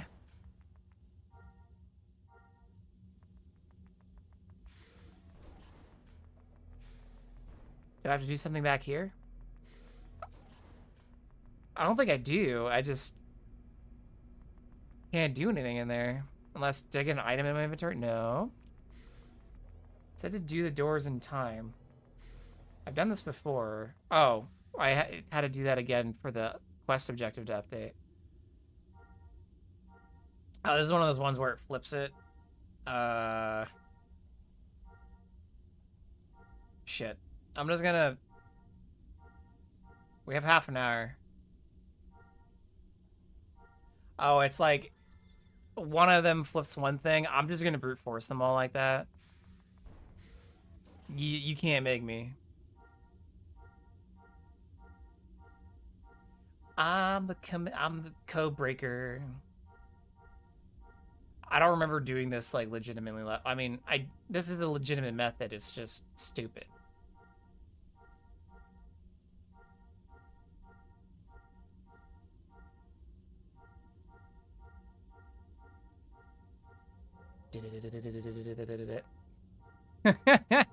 This is probably a bad idea. Nope, got it. Yay. Next one. Ah! How are you all doing tonight? Good, good. This is how a expert computer hacker does things. We just you know, we just go with instinct. The menu's so down for a second. I was like, hold on, there's support. There we go. Honestly, I just think sitting here and figuring out the logic and then following it would take longer than actually just doing this, unless all the terminals have the same logic. So if I figure out the logic once, then I can apply it on each one. But honestly, this is working, so... Wow,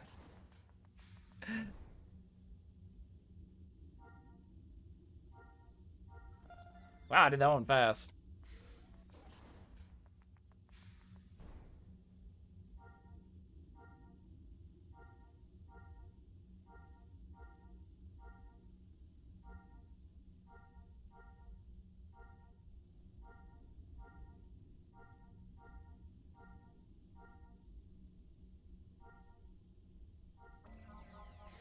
Cool. I'm a genius.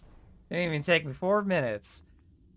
All right, you gotta place the bomb charges according to Tiatikin, who says, with the charges in place, you should get to a safe distance before detonating them. There's a small room not far back down the corridor. That should be an ideal location. Oh, I read the second message. The first one says, great work. All 6 doors are open and fix the breaching charges I got you to pick up from another army, and the final door servos, and then detonate them from a safe place. Cool. Looks like we have to go to that safe place for the thing to update, so we'll go there.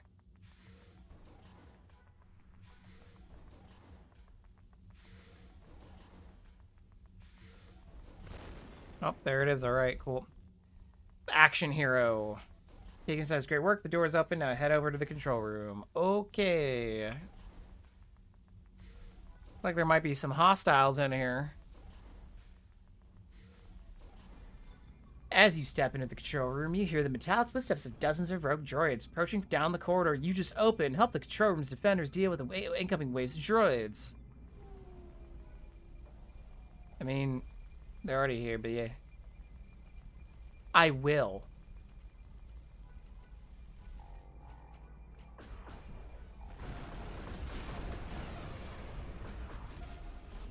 That's one group. I like that we finally have a window to the outside. Forgot that, but that was like, I guess because we're on the top floor now. Get him.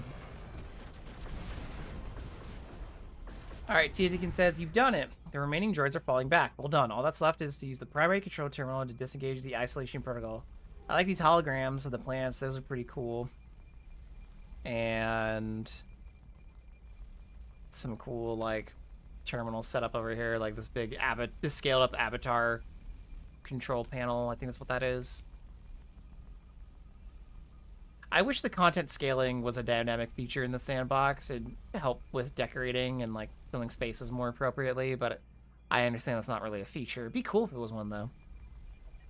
I think someone was asking about that in the Discord a couple days ago, but either way, here we are at the primary security terminal.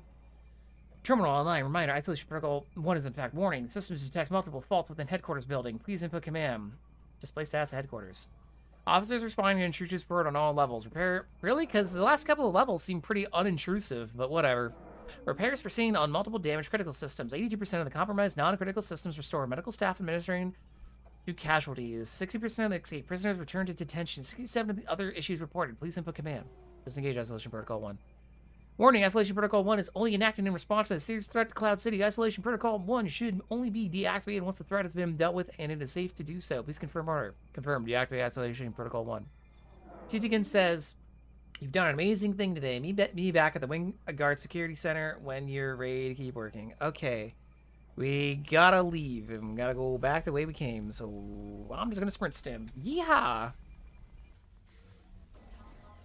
Oh, coming back here, we got a reward. Bespin Wingguard Speeder, Cloud City Hologram. We got 310,000 credits and we finished Rebel Story Act 3. Let's take a look at it. So Wingguard Speeder, is this what you think it is? It's the speeders earlier repairing the little hologram house object, a holographic representation of Cloud City on Bespin. Cloud City is a Tiban gas mining colony and an outpost on the planet Bespin. It was so named due to being perpetually surrounded by enormous clouds. Wow. Cool. Let's go talk with Tiatikin. Shit. Back there. Damn. Guess we'll drive. If I do the Imperial Bespin storyline, I am going to have to do that instance again. I'm not going to try and think about it. I'll worry about it when I get there. That's a problem for future me, sanity. Here we are back at the TATKN. Hello again. I know congratulations are in order but for your work at the HQ, but I am afraid that they'll have to wait until later. I just received word that a new situation has developed that we need to address immediately. What's going on? When Administrator Calrissian realized that Cloud City couldn't handle this crisis alone, he put out the call to his allies for help. Those that answered the call arrived a few hours ago. Some of our close friends, others are just business associates, but they're all people Calrissian trusts and whom trust him in return. So what's the problem? It seems that whoever is responsible for this whole crisis wants to ensure that Calrissian's allies can't help him. Each is suddenly facing a crisis of their own that requires their full attention. As a result, they've had to withdraw their support for Cloud City. I don't think I have to explain why that's a bad thing. You don't, so what do? We do what we can to help each of the Calrissian's allies and deal with the crisis each is facing. With any luck, whatever assistance we can provide will be enough to ensure that they can reinstate their support for Cloud City. The Force knows we need all the help we can get. Got it. Where do we start? The meeting between Calrissian and his allies took place in one of the private rooms in Trust Casino. Head there and speak with them and render whatever assistance you can. I'll send word that you're on your way. I'll head there right away. One last thing before you go. These men and women are among some of the most influential in the sector of the galaxy. They're used to having people wanting to take them down. Given the situation, the crises they're each facing, it's likely that they won't allow you to help unless you've proven you're trustworthy. Don't take it personally. I understand. I'd be cautious too if I was in their place. Any reasonable person would be. But on a positive note, if you do manage to help Calrissian's allies, are likely to vouch for you to Lando himself and help organize a meeting. Good luck and stay in touch via comlink and help out wherever I can. As a reminder for anybody, the reason we're doing all this is because we're trying to help stabilize Bespin. Because if Bespin goes into crisis / the Empire deems it necessary to intervene in a neutral system, it's going to put pressure on the rebels who escaped from Hoth to Bespin. So we're all doing this to protect the rebels that are hiding out in the industrial sector. Because I know it's been a bit, and it's easy to lose the main plot thread and all of the running we just did today. All right, we're here at the Trust Tower. We got to find the meeting room for one of Lano's allies. Obviously, the waypoint is into the room on the bottom floor. So let's go. Let's try a floor up. We might need to go a few floors up. That doesn't look right either. Let's go up another floor in this elevator. That doesn't look right either. I think we need to go up again, but I don't think this elevator goes up any further. Yeah, we have to exit the elevator, go across this elevator, and then go up from this elevator. Also, Griffin, Griffin Reeves, I'm sorry, you just missed the Wingard HQ. Definitely got a leg day in there. Shit. Do I have to go up this elevator too? I forgot you have to use 3 separate elevators to get to this top floor, which is like, damn, insane. Oh my god, it's Jacoby Breen! Everybody loves Jacoby Breen! Look how tall he is. Hello and welcome, my name's Jacoby. I'm the man in charge of protecting Calrissian's allies while they're here. Tiatikin called ahead and told me to expect you. She said you're going to be helping out our friends here. That's correct. Let's get to work. Where do I start? Each of Calrissian's allies are facing a crisis that they need help dealing with. Speak to each of them and help however you can. I'll get out of my way. You did miss all of Leg Day. We were in the Wingard headquarters for 90 minutes. Jacoby says, good luck. So which of the Calrissian's allies do you want to help first? Well, let's go down the list to Mungo Baobab, which the Baobab name is familiar from an earlier quest. Understood. I'll upload all the necessary information to your datapad. Where are you, Baobab? Baobab is speaking into his call link as you approach. Find whoever did this. We need to figure out what our options are. He clicks off the link and noticing he's standing there. Who are you? What do you want? I'm here to help, Mr. Baobab. Forgive me. This guy's dress is ridiculous, by the way. Anyways, forgive me if I don't take you on your word. I'm finding out it's difficult to trust anyone, especially strangers at the moment. Considering how I was just betrayed and potentially ruined by one of my own, what happened? I suppose there's no further harm in telling you, considering the secret is already out and the damage is done. Have you ever heard of rune stones? I want more information on this one. An extremely rare, extremely valuable type of gemstone found only on the planet Rune. My family's success came from our monopoly over the mining and export of rune stones. The location of where the rune stones could be found and our mining operation was a closely guarded secret. I take it that's no longer the case. Correct. I've just received word from my people that several of my rivals are preparing to send convoys full of mining equipment to Rune. Why else would they do so if not for the fact that they've learned the location of my family's mine and are hoping to muscle in our operation? Do you have any idea who's responsible for letting the secret slip? No, that's what my people are trying to determine, but they're not having any luck. What if I were to help find out who was responsible? Would that prove that I'm trustworthy? If not completely trustworthy, then I will at least trust you enough to work with you. That's all I ask. Very well. We believe whoever is responsible is here in Cloud City.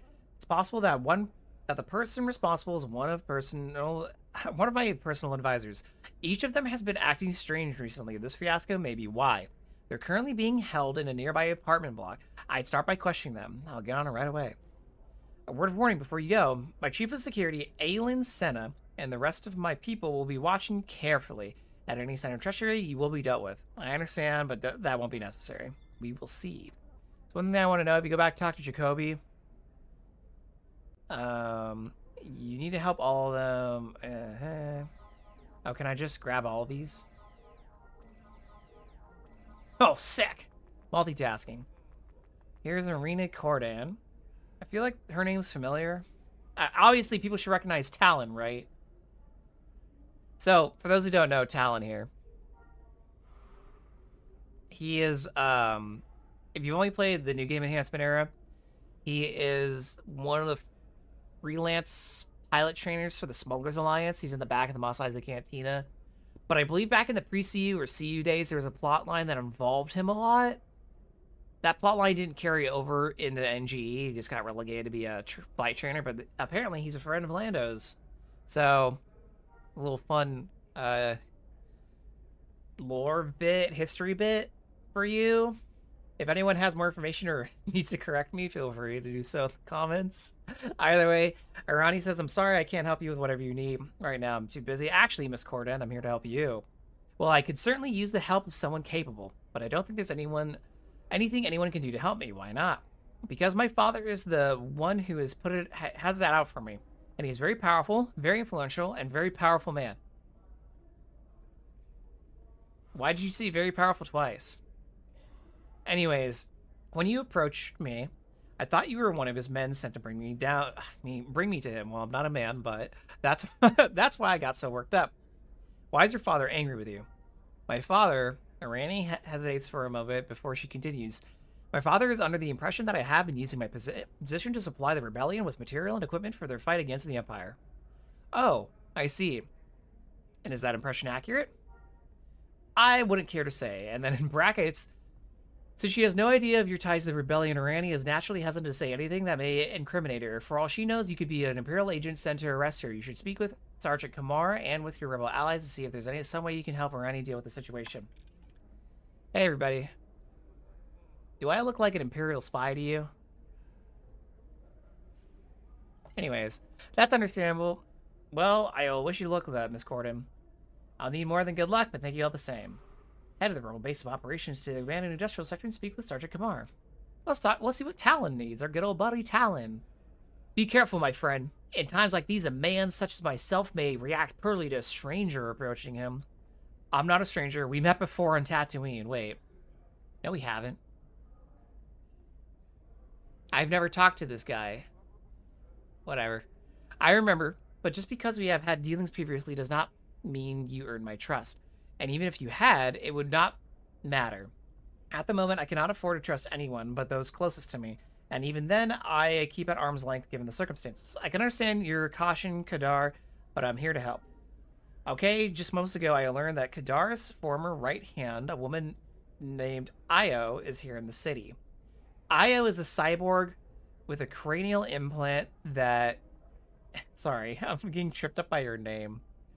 Io's a, it's just Io's used a lot in science fiction.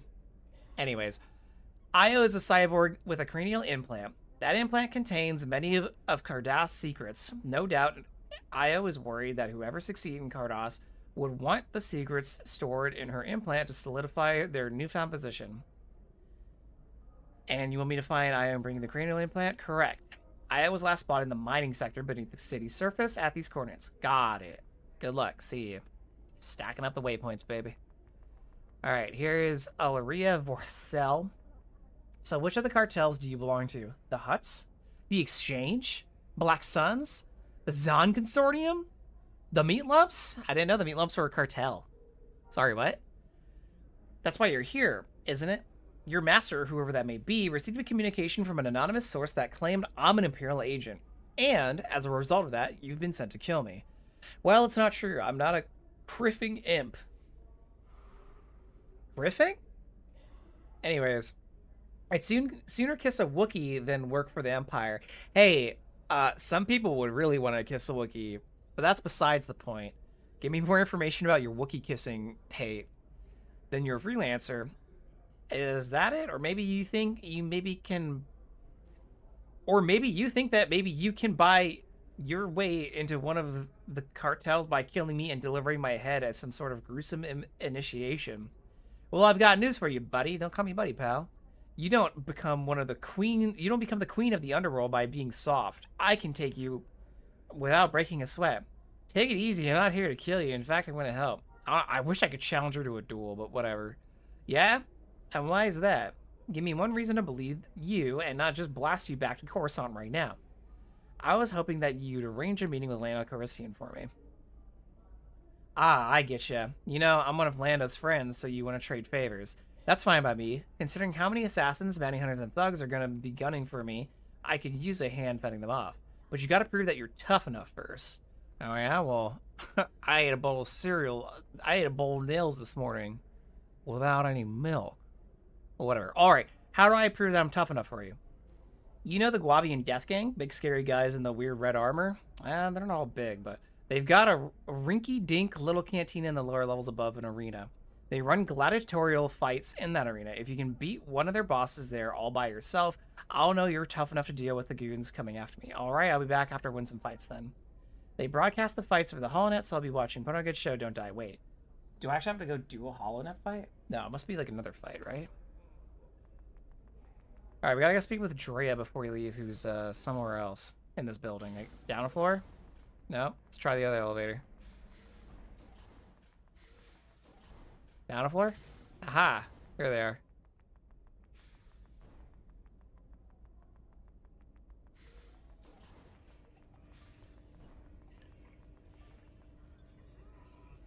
Drea says, that's close enough, thanks. Sorry, darling, but I've got no idea who you are, and I've got a lot of angry people out to get me at the moment. I just want to say that the stacked up waypoints just makes it look like she's about to get abducted, that or, like, orbitally bombarded. You're Drea Rental, the pirate queen, right? Yep, that's me, the queen of the Renthal pirates, although maybe not for much longer, sigh. Why is that? You don't know? Oh, I'm sorry, Buttercup. I figure you heard the news and came to talk to me about it. I'm facing a mutiny, honey. I am not doing a voice with this one, by the way. You can't make me. From my own crew of pirates. Well, yeah, if it's a mutiny, that means it's your own crew. You can't get mutinied by another crew. Whatever. They've got it in their heads for some reason that I'm dealing in the slave trade. And are you? Dealing in slaves, I mean. Oh, heavens no. I may be a pirate queen, a scoundrel, a thief, a criminal, and a lot of other things, but I'll never be a slave trader. That's the one line I'll never cross. Well, I'm glad you have some standard. It's one of the unforgivable, dishonorable act, and people who deal in slaves are scum. That's a strange distinction to make. To you, sweetie, it might be, but to me, a lot of my crew, and an important one... to me, and a lot of my crew, it's an important one. We all made a promise to never stoop so low. Now my people think I've been broken that promise, and they're angry. They're calling for my head. What have I helped you prove your innocence? Well, shoot, Pumpkin, I'd love that, but you'll have to prove that I can trust you first. Sorry, it's nothing personal, but I am queen of one of the galaxy's greatest pirate fleets. There have been a couple of times in the past where I've had to fend people off trying to take my place. For all I know, you're someone who's looking to make the most of the situation so you can get one up on me and then replace me. Fair enough, how can I get to prove that I'm trustworthy? According to the so-called evidence my people found that makes me out to be a slave trader, I'm apparently dealing with Black Sun. So I want you to find Black Sun and bloody their nose a little bit, kill their thugs, destroy their equipment, and steal their supplies. Whatever you can do to make them angry. Why is that? Well, if I was working with Black Sun, I wouldn't attack them now, would I, Angel? Well, you're not attacking them, I am, but whatever. That would sour any deal we had right in front, right quick, and Prince Zizor reference, Black Sun's head honcho, would have it out for me in a heartbeat. If I get you out there attacking Black Sun for me, that may convince my people that I'm not dealing with them. Maybe they'll calm down enough to agree to meeting. Won't Black Sun be angry just like you said? Yeah, but I've got a long list of enemies already. I feel like the Black Sun's not one that you want to add to that list, but whatever. And if I gotta choose between making Black Sun mad, making Black Sun made, or losing my fleet, you best be certain I'll go after the Black Sun. Me and my guys can handle anything Zizor throws at us. You got some big cojones, lady. Just gotta focus on getting me back in charge first. All right, I'll be back after dealing with Black Sun. To find Black Sun's people throughout the city. Rumor has it that they have a base down in some abandoned warehouse beneath the city. If you can find enough of their goons up there, maybe head down there and see what you can find. Good luck, babe. All right, well, let's get out of this building. Down, down. And then out. Cool. All right, we could have run across the top to get to Baobab's apartment. Whatever. Well, we're just gonna do whatever's closest. We'll go to Baobab first.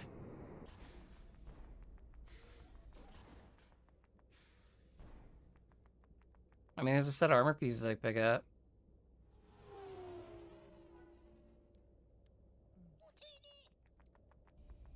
Can't enter anything here. There's a random security camera here.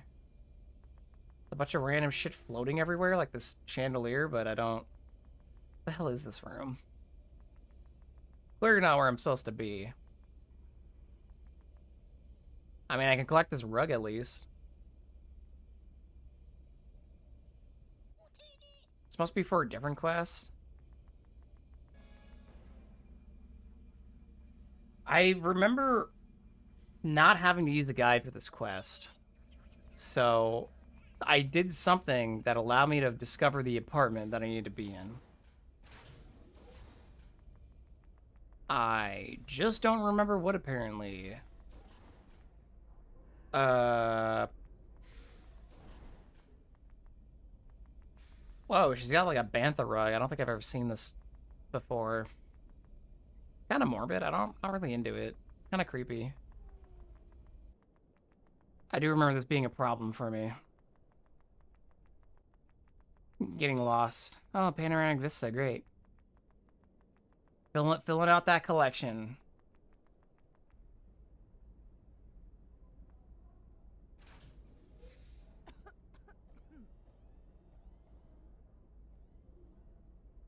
Didn't I try this button earlier and it didn't go any higher?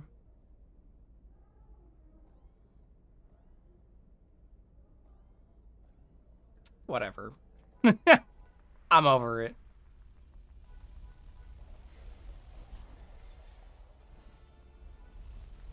This was the area I was looking for. I thought it was in the other building for some reason. Alright, well, first collect the rug. I'm taking your rug for making me come over here. Now I want to speak to you. I take it you're the one Master Baobab told me to expect. That's right, I'm here to question each of his advisors. He told me they've been here acting suspiciously recently. They definitely are. I'm not a people person, but I can tell that they're each hiding something. I try to get them to talk, but their lips are sealed tighter than a hut's vault. Maybe you'll have better luck?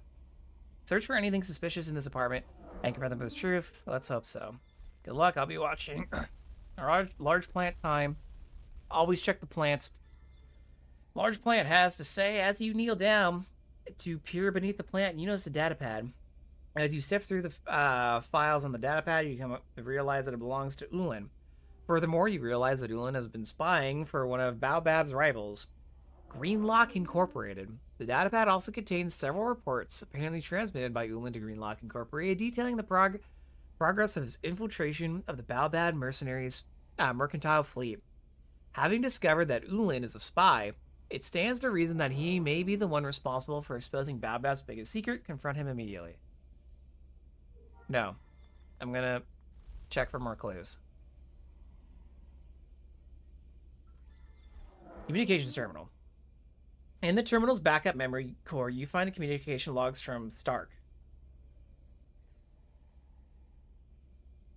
It appears he has been in contact with Baobab's board of directors. You listen to his most recent communique with them and come to realize that Stark was planning a coup.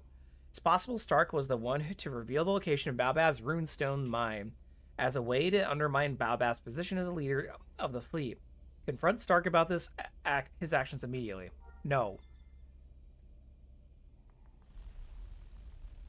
End table. The most suspicious thing of all. Upon searching the end table, you notice a data card among the items stored within that have been placed there deliberately in an attempt to hide it. It is a copy of Maylor's financial records. Maylor has been embezzling funds from the Baobab mercantile fleet's profits for years. Maylor is capable of this. It's possible he's also responsible for revealing the location of Mungo Baobab's runestone operation. Confront him about the data card immediately. Convenient that all the evidence I need was in the same fucking room. Either way, Ulin, you dirty spy. Hello again. How's your... I never talked to you. Why are you saying again? Doing well. However, I could use your help with something. Certainly, I'll help however I can. Take a look at this datapad for me. Reaches out and takes the datapad from me. He immediately recognizes it as his own and realizes that you discovered a secret. He's shocked into silence and says nothing. Time to kill him. According to this, you're spying for the Greenlock Corporation and one of Baobab's rivals. Ulin remains silent. And so you told Greenlock the location of Baobab's runestone operation in order to... No. Ulin is surprisingly calm when he finally does speak. I didn't tell Greenlock the mine location, but you're a spy. Greenlock Incorporated is a manufacturing company. They assign me to infiltrate Baobab's organization and send them the technical specifications of all the products Baobab's research and development laboratory is working on. They made trillions of credits by copying those designs and selling them on the open market at an undercut price. I say, surely Greenlock would stand a profit from the location of Baobab's runestone operation was exposed. They may profit in the short term. Runestones are valuable, and Greenlock could indeed make a tidy sum by mining and exporting them. But they have to compete with the countless other companies looking to capitalize on such an opportunity as well. They would cut into their profits substantially in the long term. Greenlock may even lose money. Their current arrangement is far more lucrative.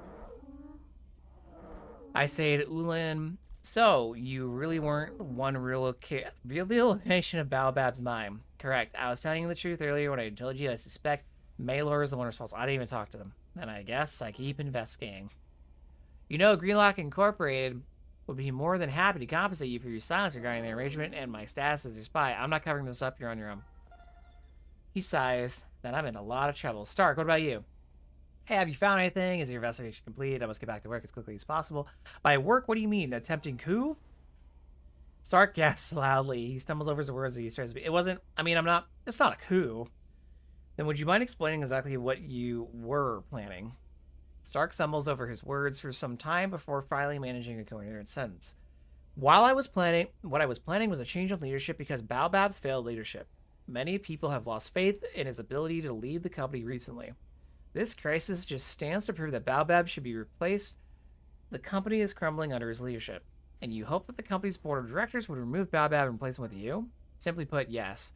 I'd be a far better leader than Baobab. I have greater business acumen, greater charm, greater potential. I don't know, you seem like an ass. I had hoped the board of directors would work with me. So you were planning a coup, just a needlessly complicated coup with extra steps. Stark rolls his eyes. Fine. Yes, I was plotting a coup. This fiasco regarding Baobab's runestone operation provided me with the perfect opportunity to enact a vote of confidence on Baobab's leadership. I could not have engineered such a perfect crisis I could have not engineered such a perfect crisis as I set out to do so myself. Wait, you aren't the one who revealed the location of Baobab's mine? No, of course not. I considered it, but I knew that had I done so, an investigation like yours would have inevitably revealed I was responsible. Wow, not much confidence, bro, but alright. The board of directors would never have supported me as a candidate to lead the company if I did anything to sabotage its success. Well, that makes sense. Then you were telling me the truth that when you accused Ulin. Yes. Again, I didn't talk to him yet. And I guess I'll keep investigating. Frankly, I couldn't care what you do. You're quite a nuisance who has ruined my plans. Please go away. I have no desire to speak with you anymore. Whatever, dude. Finally, Mailor. Mailor sees the data card you found in your hand. His eyes widen even slightly before he adopts the expression of nonchalance. What's that you have there? I think you know exactly what it is, motherfucker. And why would you say that? He swallows nervously. Because it's a copy of your financial records that you prove you're embezzling funds. Mailer opens his mouth as if to deny the accusation, but no words come out. Eventually, he closes his mouth and his shoulders slump. What hat is this? Oh, it's that hat. Got it. It's a silly hat. I was hoping you wouldn't find out. That's why I was so nervous. Yes, it's true. I've been embezzling funds for years. It's made me filthy rich. The postcard shot of white-collar crime, everybody. And so you wanted to make yourself even richer by selling Baobab's most important secrets to their rivals? Heavens, no. I mean, it's true. Why would he want to do that? If he runs the company out, then he can't embezzle funds anymore. You know, don't undercut your bread and butter. I was telling the truth earlier. Again, I didn't talk to you. I didn't reveal the location of Baobab's runestone operation. Had I done so, hiding my indiscretion would have been far more difficult. It would also have cut into the company's profit margin substantially, meaning my profits would cut down too. Yeah, see, it makes sense. So it really wasn't you. That's what I've been trying to tell you. I may be corrupt and I may be embezzling funds, but I'm no traitor. I don't know, bro. Some people would consider that traitor's behavior. Then I guess I need to keep investigating until who the real traitor is. Yes, but before you go, if you were to cover up my activities, I would very much make it worth your while. I would pay you handsomely. One of the benefits of having embezzled large swaths of funds is that makes it very easy to bribe whoever I wish. You're such a piece of shit. Not a chance. I need Balbo to trust me. Then I'm ruined. Oh dear indeed. Yeah, you're gonna fucking get killed, motherfucker. Well, I can't believe all three betrayed Master Baobab. I don't think he has a great, choice of character. But whatever. And I also can't believe that none of those traitors was responsible for revealing the location of Baobab's runestone operation. It's not what I suspected to discover either. What do we do now? Master Baobab has to be told right away. He'll need to arrange Mailor, Ulin, and Stark's removal and replacement immediately. You should head back to Tress Casino and speak with them. Okay, I'll go talk with them right away. I'll be here keeping an eye on these bastards. We wouldn't want them to escaping now, would we? No, we don't. Alright, time to go back. Master Baobab, I have realized you suck. You're back. I take it you question each of my advisors. Yeah, great detail. What have you learned? You're right to suspect them. Each was hiding a secret from you. Mailer was embezzling funds, Owen was a spy for Green Lab Incorporated, and Stark was plotting to overthrow you. Really? That would account for how each was behaving. In that case, I'm in need of some new advisors. Thank you for bringing this all to my attention, but back to our original matter. Who was responsible for revealing the location of my family's runestone operation, Mailer, Uller, and Stark? It wasn't one of them, actually. Someone else is responsible. And that someone must be found immediately. You've proven that you're trustworthy enough to continue working with. Mailer, Ulin, and Stark are rich and influential. They surely would have rewarded you for keeping their secrets. I mean, I didn't have the option, but the fact that you didn't do so speaks to your good nature. Can I count on you to find who is responsible? Of course, I'm here to help. I'm sorry to think that it's indeed true. Unfortunately, I'm not sure how you should proceed with your investigation. Maybe Senna will have an idea. I'll speak with her, maybe we can figure something out. Good luck. Okay, back to the place I was just in. Also want to note out, I started with 10 mil. I'm already up to 15 mil today. And when we started this, I had like 8 mil? You know what? You don't get a ton of credits from loot. You don't get dropped items, but these missions do spit money at you. We're literally getting credits for every, floor we went to in the Wingguard HQ. I'm back. Your boss is incompetent. He needs your help. Since you're back, what did Bao say? Or Baobab. He asked me to keep searching for the real traitor. I was wondering if you could help. Sure thing. I'd be happy to help. Let's think about this logically. Only a handful of people know the location of Baobab mine. Other than Baobab himself, only his advisors and the commanding officers of our freighters know its location. It stands to reason that considering the advisors weren't responsible, maybe one of the freighter captains was. Were? No one else knows? Exactly. Let's assume one of our officers is responsible. And now I think about it. She pulls out a data pad. Yep, just as I thought. What is it? One of our vessels is here in Cloud City and at the industrial spaceport. I'm betting that's one of the ship's officers is the traitor. If someone here in Cloud City was looking to ensure Baobab couldn't lend his support to Calrissian, our ship at the spaceport would have been a prime opportunity for them. Makes sense. Where do we go from here? Head to the spaceport and see what you can learn by taking a look around our ship that's docked there. With any luck, you'll be able to figure out exactly which of our officers is responsible. I'll head there right away. Here's my calling frequency. Contact me again if you find anything good luck. Okay, here we go. We're actually close to the underground cantina, so let's put in the Baobabs. Let's put a pin in the Baobab situation and go try and appeal to Illyria. I guess this is the organic way to introduce the underground camp. I mean, I guess we already been here once, so never mind. Talk to Death Gang boss. Oh, he's over here. Do you want to challenge me? I've got a present from you from Illyria, blah, blah, blah. Oh, he's level 91.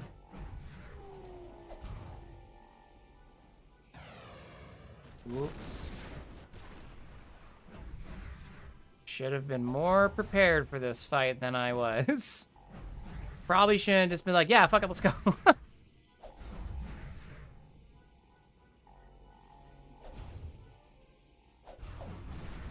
Oh, okay, we won. I didn't have the Hunter Dome. Was I got halfway? I wasn't looking. I was like, all right, can't take out the hotel. The Ray of a Soul. She has one. All right, well, that took way less time than I thought. I thought I was going to have to actually, like, do an arena. Which I'm glad they didn't. Because to get cleared for the arena, you need to spend 1 million credits. It's a one-time fee. You never need to do it again. But theoretically, I could have made all the credits that I've gotten from this mission, go spend them all, and then have a mission being like, go spend 1 million credits and be like, okay, we have a few quests to do here. Not just investigating this freighter. So we'll try to clean up what we have to do at the spaceport. Should get a quest update, right? There we go. Don't worry about the guard droids. I've sent word that you were there on your way. They'll allow you to pass and examine the ship. So here we have to, for Baobab, examine the ship. And then, was it Drea? Yeah, Drea. We gotta mess with some Black Sun here. Let's start with the ship, I guess.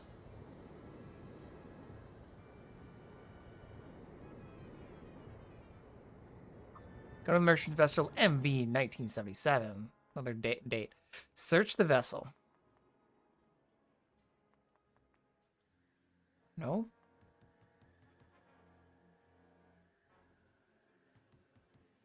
Security control, nav control. Okay.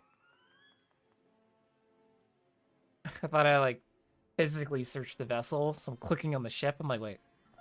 Let me read the quest again.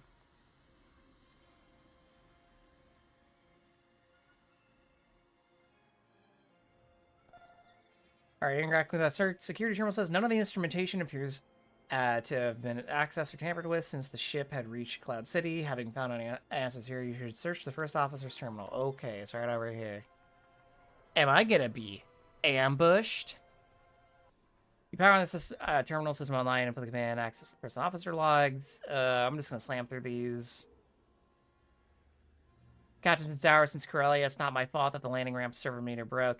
The criffing thing needed replacing months ago, but the captain's stingy hut lover and refused to get it fixed. And since I was the one to go, last one landed with him, he accused me of breaking in.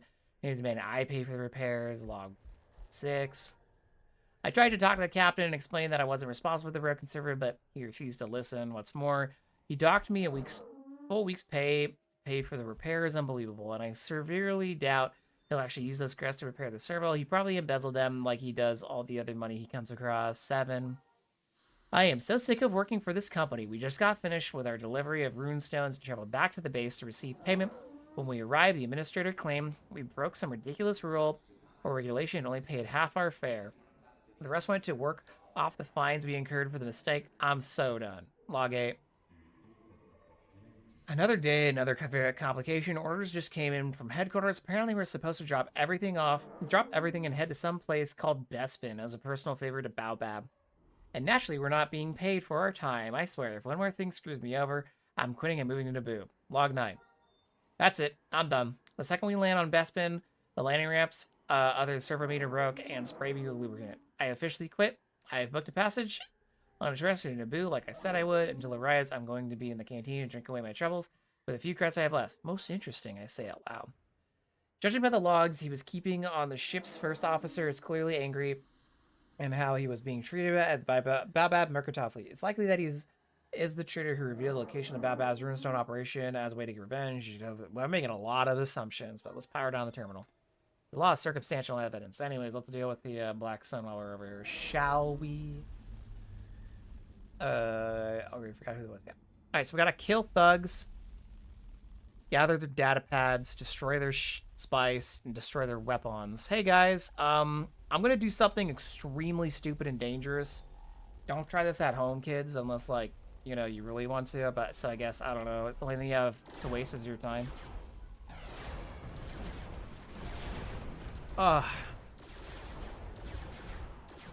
Take it. Take it, you big filthy animal. Oh, that hurts. Stop.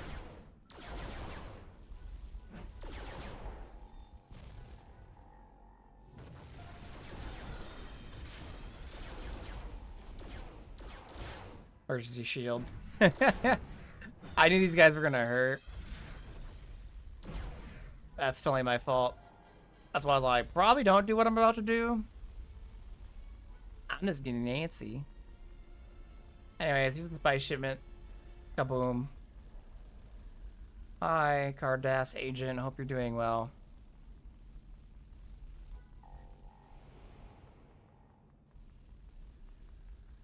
I'm going to use the ATRT for this one because I'm going to be doing a lot of clicking on things. So it's a little bit easier if I can just, you know,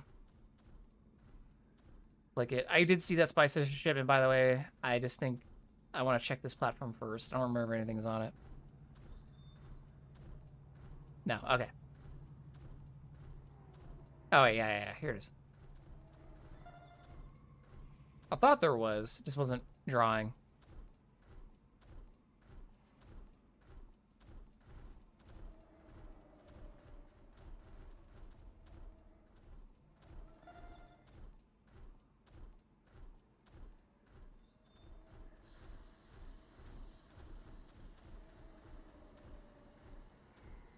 Apparently, I don't give a shit about the shipping containers.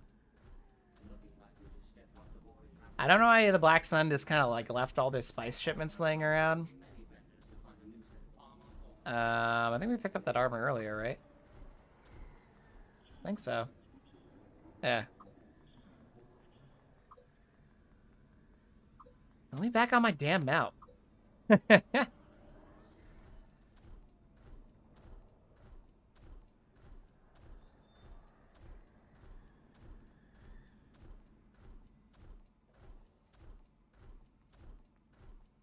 Some more Black Sun. I'll deal with the rest of you guys later. I gotta go destroy all your shit. Oh, right. The weapon caches are down actually in the industrial sector. That's right. It's only their spice that's up here.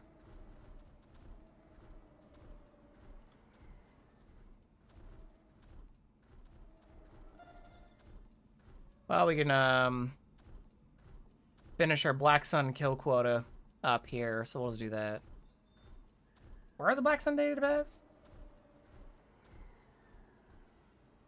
Datapads from Black Sun smugglers in the abandoned Black Sun warehouse. Industrial sector, destroy 5 Black Sun.